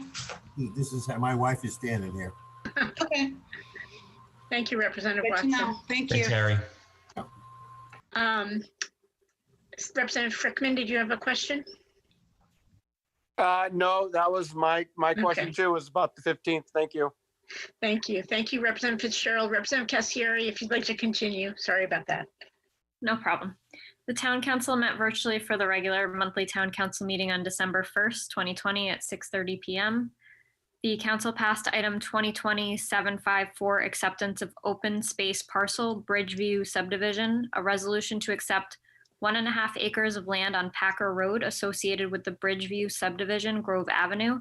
The Planning Commission approved the dedication of land owned by the applicant on Packer Road as it will protect Haley Brook and its associated wetlands. The council accepted the 1.5 acres as open space. Item 2020-786 Economic Assistance Fund Award for 3 Water Street was approved. The resolution approved the grant for $116,215. The council also passed 2020-782 Cultural Coalition Funding Request. The Southeastern Connecticut Cultural Coalition serves 22 municipalities with 500 plus arts and cultural business and artists. Since its beginning, the nonprofit has provided services to municipalities free of charge. The Southeastern Connecticut Cultural Coalition has requested $750 to support the work that they complete in Groton. The Committee of the Whole voted to increase the amount to $1,000. Also, the council passed item 2020-783 Safe Futures Funding Request. This resolution states the Safe Futures has reported an 830% increase in costs since the summer. The Southeastern Connecticut Council of Governments has asked member municipalities to donate $500 to meet the fundraising goal. The Committee of the Whole increased the donation amount to $1,000. The next regular council meeting is scheduled for January 5th, 2021. Thank you. Thank you very much. That was informative, and I'm glad to hear of some of those things. Representative Rusk, you have a report of the Economic Development Commission? Yes, thank you. I did submit my report so everyone can read it, but just a couple of highlights. Economic Development Commission met on December 3rd. They are looking at their 2021 goals, including how to resume the business forums that were started earlier this year and had to be discontinued due to COVID. They are looking at starting to use Zoom more often to do these forums. Groton was awarded $150,000 in community development block grant funding for COVID PPE stockpiling. There was a new business called Progression Training opened on Leonard Drive. The Mystic Parking Study is continuing. Phase 1 of the wayfinding sign implementation is looking to start in the spring. They're looking to target North Road and downtown Mystic. Unemployment rates in Groton are falling. January rates were at 3.7%. Unemployment peaked in May of 2020 at 12.6%. And in October, the rate was down to 6%. So we're still not back to January rates, but we're at least going lower. Adam Wright, the sub-base liaison, reported that the Joint Land Use Study, or JLUS, is predicting a need for 250 to 300 apartment units in the area to support military members attached to the pre-Columbia class submarines, which will be in development at Electric Boat. Previously, sailors were housed by the Navy, but the Navy is not going to be able to support this additional number of people. And Aaron Brooks from Groton Utilities reported that the water treatment plant construction progress is now phase 3 of 5 is completed, and that the water is now being clarified and filtered with the new water treatment plant. And that's it. Thank you. Representative Wells, was there a Golf Advisory Commission meeting? Yes, there is. If you'd like to report on it, now's your chance. Okay, there it is.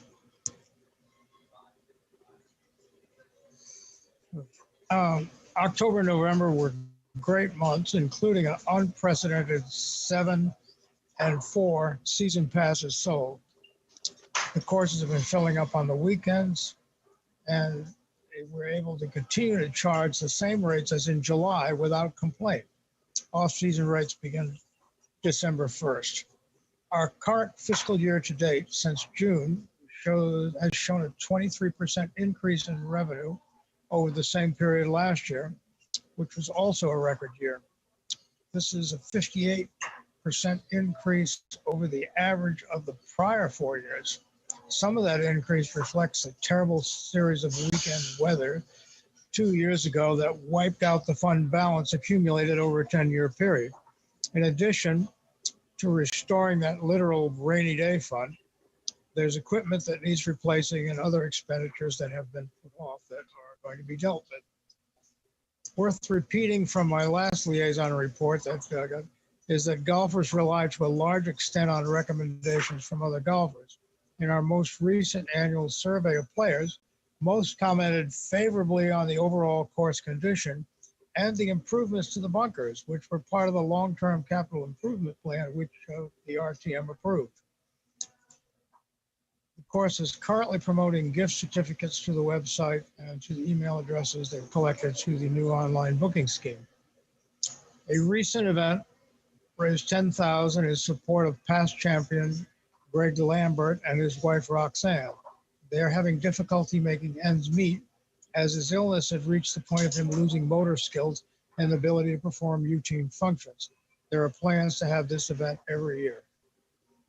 Over the course of 2 meetings in February, the board will consider an update of policy and procedures, as well as recommending fees for the 2021 season to the town council for their approval. They expect to consider a slight, in the order of 3% increase in the season pass fees, which haven't seen an increase since 2018. If we know of anyone who may be interested, the board has a resident and a non-resident vacancy to be filled. The non-resident vacancy has remained open for a number of years, but so there is an opening. Thank you very much.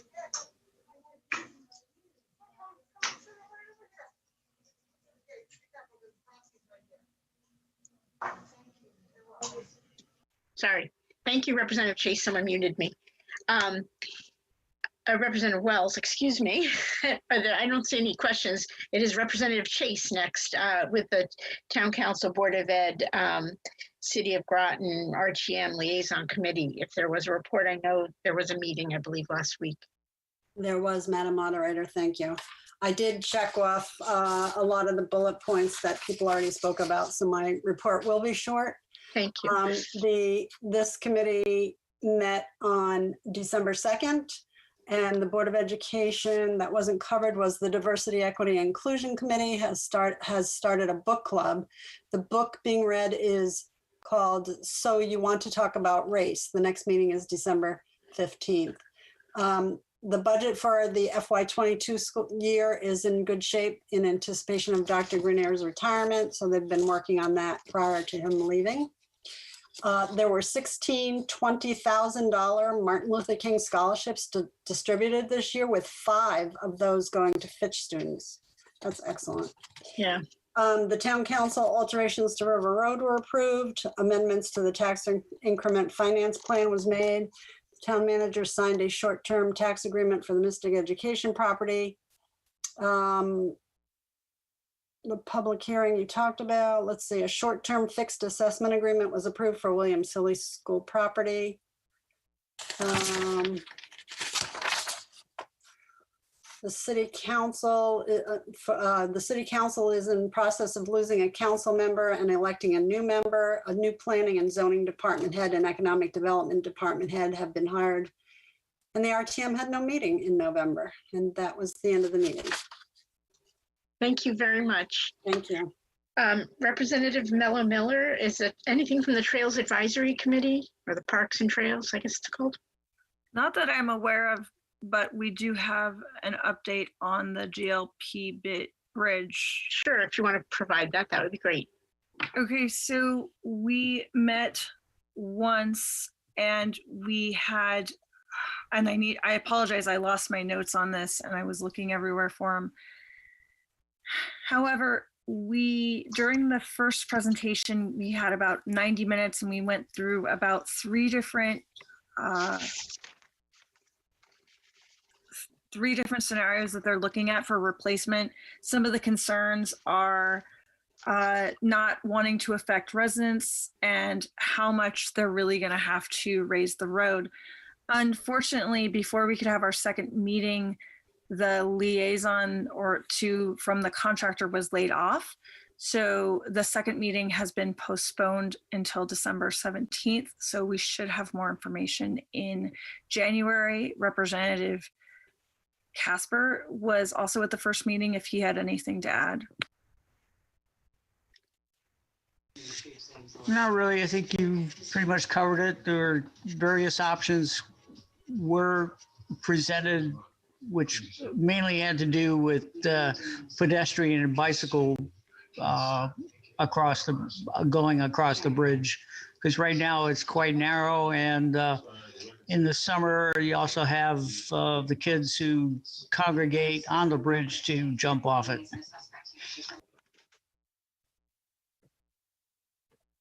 Thank you. Let's see, I think that is it on this liaison reports, and I thank you all for the commitment to going to additional meetings outside of this. The next item on our agenda is the Civilian Oversight Research Committee, or CORC as it's better known. Chairman Thomas, do you want to read your minutes into the record? Sure, thank you, Madam Moderator. Do I need to read the minutes from December 1st? We should approve them like any committee, so yeah. They're pretty short, right? Those are the ones you just sent out. Yeah, they're pretty short. All right, let me just grab this. So we met on the 1st of December, and the meeting was called to order about 5:05 p.m. Representative Thomas, Cassieri, Rusk, Gauthier, Dean Shinbrough, Richards, and Hanscom are present. No communications or reports. We approved the minutes from the previous month. And then we got into the final draft review and revision.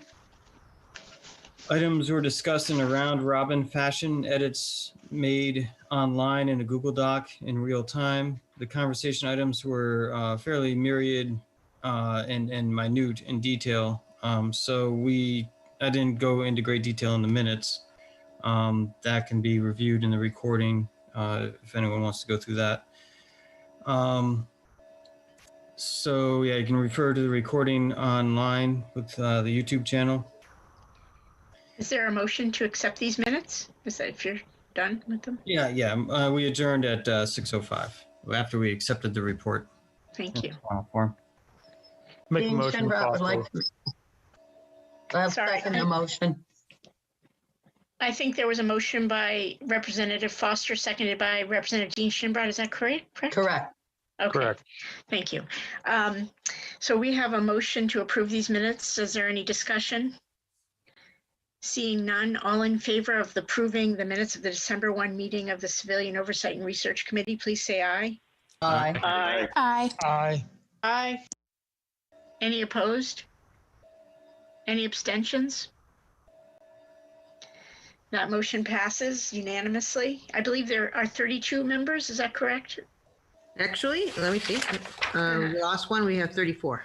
34. Okay, you said that Representative Luck left and Representative Rusk came, so we're at 34 now. And Thank you. Gustafson.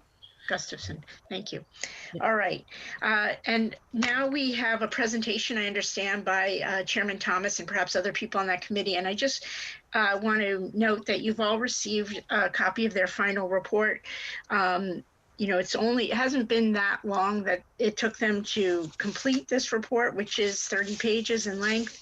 And I just wanted to, you know, go out and just say that I didn't attend all the meetings because Chairman Thomas set a very, you know, I would say fast-paced and intensive approach to drafting this and getting people and fact-finding and presentations from relevant guests to come to this. But it was a really amazing process. When I did come in, I went to about half of the meetings or so. I didn't count, but it was very bipartisan. I heard only civil discourse. And I just really want to compliment and commend all the members of this special committee for the incredible effort that they put into producing this report, which I was really impressed by. As with anything in the RTM, you know, we have, you know, 41 members who are singularly, you know, unique and have their own opinions. And so this is comprised of a consensus report plus kind of independent findings of each member as an appendix with additional appendices of information that they had gathered. So I'm going to just turn the floor over to Chairman Thomas, and you can share the screen if you wish or however you want to proceed. And I just want to thank you guys. So thank you all. Thank you, Madam Moderator. I would like to echo those sentiments and thank my fellow committee members. Representative Cassieri, Representative Dean Shinbrod, Representative Flax, Representative Lauren Gauthier, Representative Autumn Hanscom, and Representative Richards, and Representative Jill Rusk. I feel like we worked well together as a team, and despite us all having our own very particular opinions and perspectives, I believe we came together and produced a fairly cohesive and comprehensive report here for the town of Groton. And I'd also like to thank all the town staff and community members that took the time as well to come to the meetings when they were invited to have an interview and share some information and insights. That being said, I'm not prepared. I don't have the, I'm not able to share the screen. Don't have it pulled up on that computer. So I was just gonna, for the sake of time and brevity, I was just gonna kind of do a brief overview of the report. As Madam Moderator stated, it's been out for about a week now. So I believe everyone should have had a chance to peruse it at their leisure. So we opened with a brief introduction, just kind of stating the purpose. You know, the Civilian Oversight and Research Committee was formed with the charge to create a document of reference and recommendation for the Groton Representative Town Meeting, Groton Town Council, Town of Groton Police Department, and community.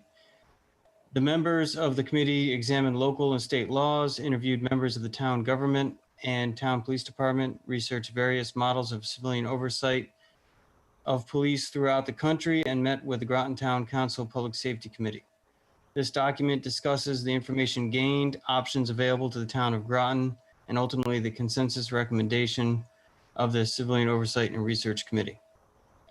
In addition to what actions are available to the town council, the RTM, upon a majority vote of its total membership, shall have the power to propose to the council any legislative ordinance or resolution. Pursuing a power of initiative is not an explicit goal or recommendation of this committee. So the first section of the report deals with the historical context of civilian oversight.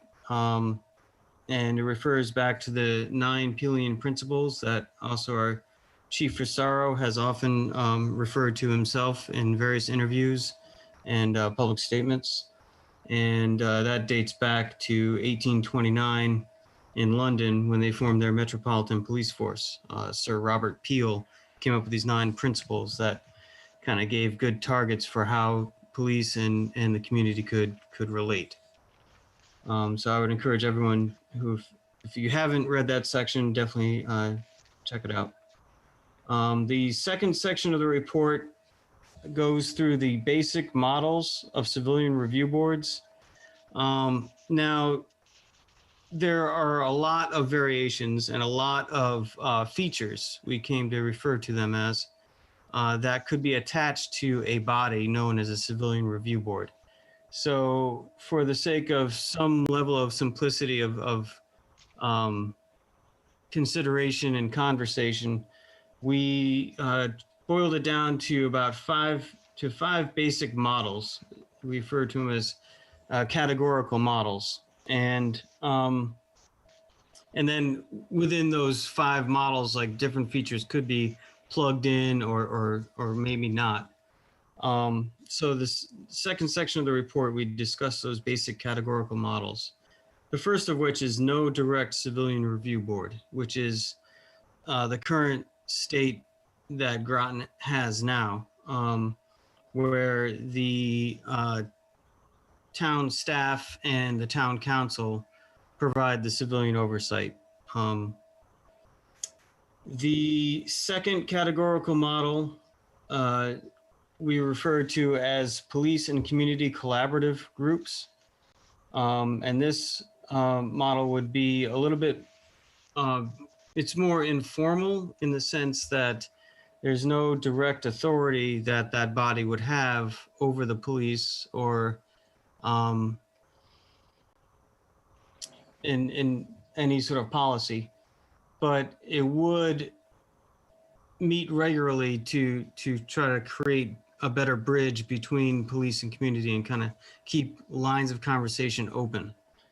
There is a group called the Police and Community Together group in the city of Groton that is a group similar to this. So that's one option that's out there. The third categorical model that we came across, we referred to as civilian review boards. This would have some review authority where any sort of civilian complaint or any other issue that might be designated, you know, this would have to be created by resolution. And at least a resolution, if not an ordinance. And in that there would be opportunity for the town council to define what would be under the purview of the review board to review.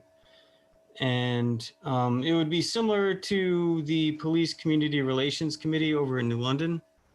And again, like there's different features that could be plugged in depending on the will of the council and the will of the people, the will of the community. The fourth categorical model, Civilian Oversight and Review Board, is the title we attached to that. This one would have a little bit more authority. And there's a similar, it would be similar to the Hartford Police Department's, or the City of Hartford's Civilian Review Board, where they're a little bit more hardwired into the oversight aspect, and they can also comment on policy and exercise some measure of discipline, management, and policy influence, depending again also on the will of the community and the will of the city council or town council. In this case, we would be a town council, but in the city of Hartford, there's city council that set it up. But yeah, so that one would be a little bit more, with a little bit more authority. And then the most authoritative form of civilian oversight would be the police commission. You would find a local parallel for that in the town of Stonington. Now, the commission has the power of appointment, promotion, removal of officers, and also the establishment of policy. So, yeah, that's pretty intense. So that's the second section, was just looking at the categorical models that exist and trying to describe them in some sort of brief fashion. The third section of the report, we talk about what exists currently in the town of Groton, which, as we said, there's no direct civilian oversight as far as being from the community at large. There's just the town manager primarily, and then the town council as a backstop to that. And then in this section, we just compiled the process of, what would happen with a civilian complaint and how the findings are determined, and then what would happen after if a civilian was not satisfied with the finding. And again, like I don't want to lose too much time in the details here. Everything's in the report, and we can discuss afterwards as well. The section 4 of the report are the oversight options available to the town of Groton. Now, again, for the sake of simplicity and brevity, what we did in this section was I just kind of echoed what happened in section 2, where we looked at each categorical model and then, just noted what would be required or what would likely be required to craft that sort of model in the town of Groton. So categorical model 1, no direct civilian review board, that already exists, so nothing would change, nothing would have to be written. Categorical model 2, civilian review boards.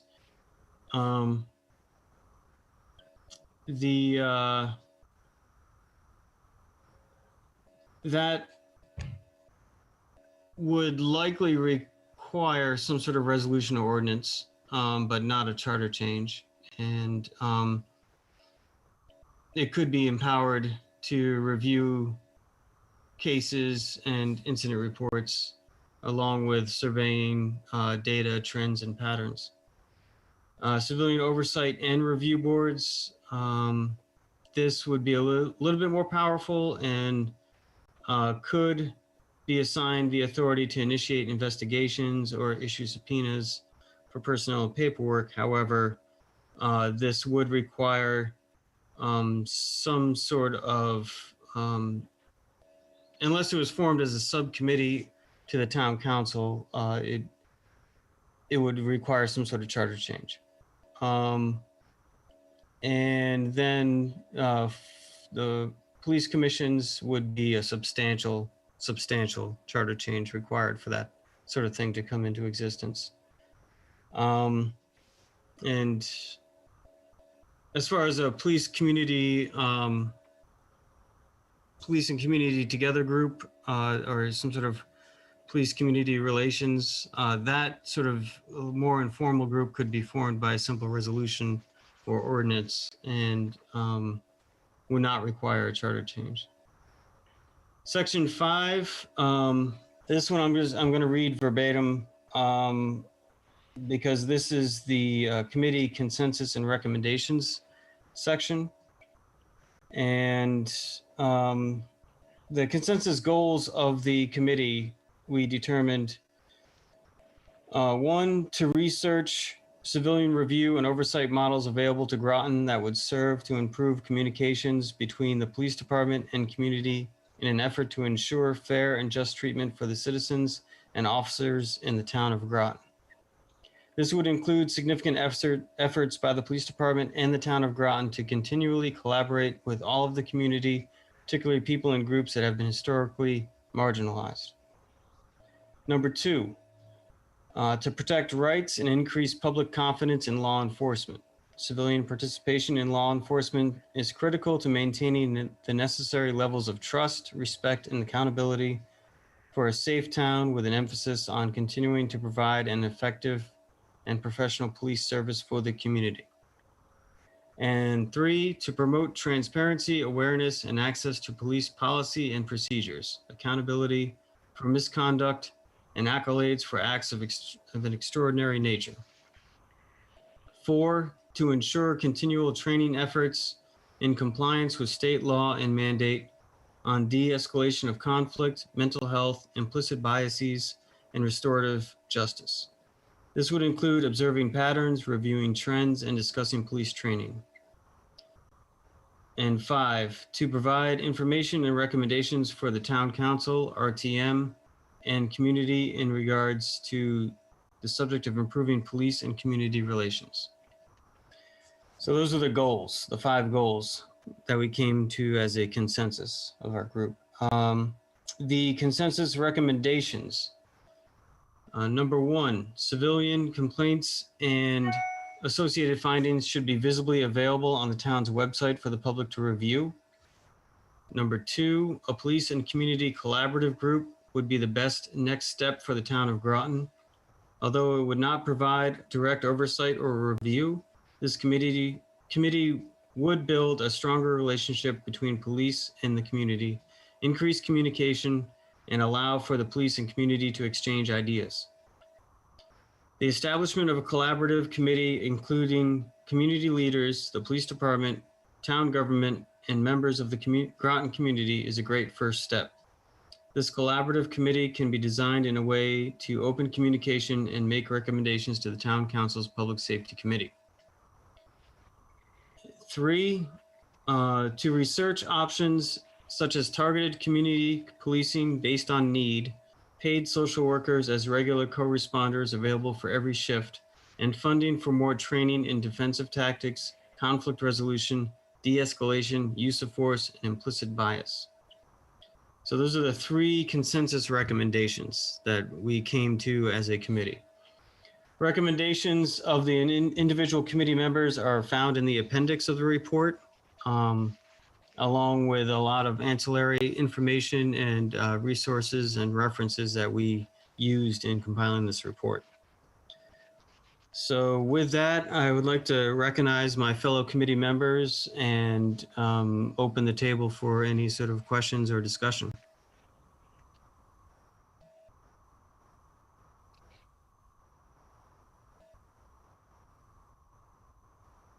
I don't see any hands.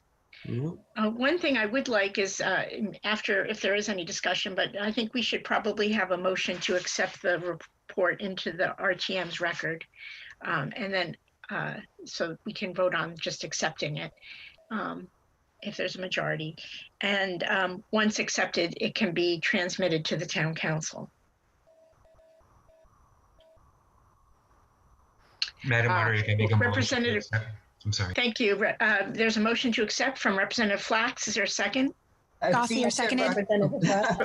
A second from Representative Lauren Gauthier. Is that, and thank you. Representative Gauthier, did you also want to speak to the motion? Or Nope, I was going to. Thank you, Madam Moderator. No, I was going to make a motion. Okay, thank you. So thank you. Representative Flax, did you want to speak to your motion? I did not. I just want to say that it was a pleasure working with the committee. Everyone got along great, and I was honored to be a part of it. Thanks. Thank you. Yeah, again, I've expressed my admiration of all of your hard work, and it was just really an amazing effort to watch and be part of occasionally. But I was so impressed. I do not see any hands raised. If any members of the committee would like to speak, please raise your hand. And if not, we can actually call, Representative Flax. Yeah, thank you, Madam Moderator. Just quickly, I also, along with the committee, I just wanted to recognize Representative Thomas, who did a lot of the hard work and kept everybody on point along with the committee. So I think that needs to be said. So thank you. Thank you for pointing that out. I agree with you. Thank you. And thank you, Chair Thomas. All right. So we have a motion on the floor to accept the report of the Civilian Oversight and Research Committee as submitted December 1, 2020 into the record of the RTM. All in favor of that? And let me just say for the record, that motion was made by Representative Flax and seconded by Representative Lauren Gauthier. All in favor of that motion, please say aye. Aye. Aye. Aye. Aye. Aye. Any opposed? Any abstentions? Seeing none, that motion passes and this report is accepted into the record of the RTM unanimously with 34 in favor. So thank you. And so Town Clerk McCousher, if this could be transmitted to the Town Council, that would be fabulous. It certainly will. Thank you. Thank you. I don't believe there are any other committee meetings committee reports. If there are, please raise your hand and say I'm wrong.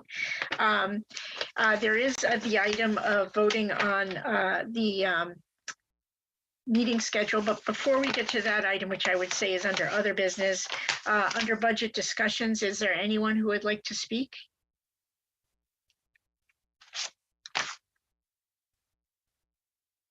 Seeing none, we do have a list of meetings for the 2021 RTM.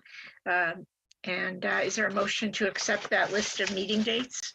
Motion to accept. Second. Motion to accept that by Representative Adams, and motion was seconded by Representative Bailey. I don't know, I couldn't really see. Yes. Yeah, it was Bailey. Yes, please. Thank you. Perfect. So we have a motion on the floor to accept the Groton R.T.M. 2021 meeting schedule, which is on the back of your agenda. Is there any discussion on this? All right, seeing none. All in favor of accepting the Groton R.T.M. 2021 meeting schedule, say aye. Aye. Aye. Aye. Aye. Any opposed? Any abstentions? Perfect. That motion passes unanimously with 34 in favor. So, that if there's any other business that people would like to report, otherwise, before I entertain a motion to adjourn, I just want to wish everyone a very healthy New Year and Christmas and Hanukkah and Kwanzaa and solstice. And I want to, just extend my warm wishes really to the town of Groton, the city of Groton, all our subdivisions, and all the RTM members and their families and loved ones, and the town staff. So thank you. Please stay well and accept this pandemic with grace, I guess is the only thing I can say. So if there are any other people who wish to speak, please just raise your hand. Otherwise, I would entertain a motion to adjourn. Move we adjourn. Second.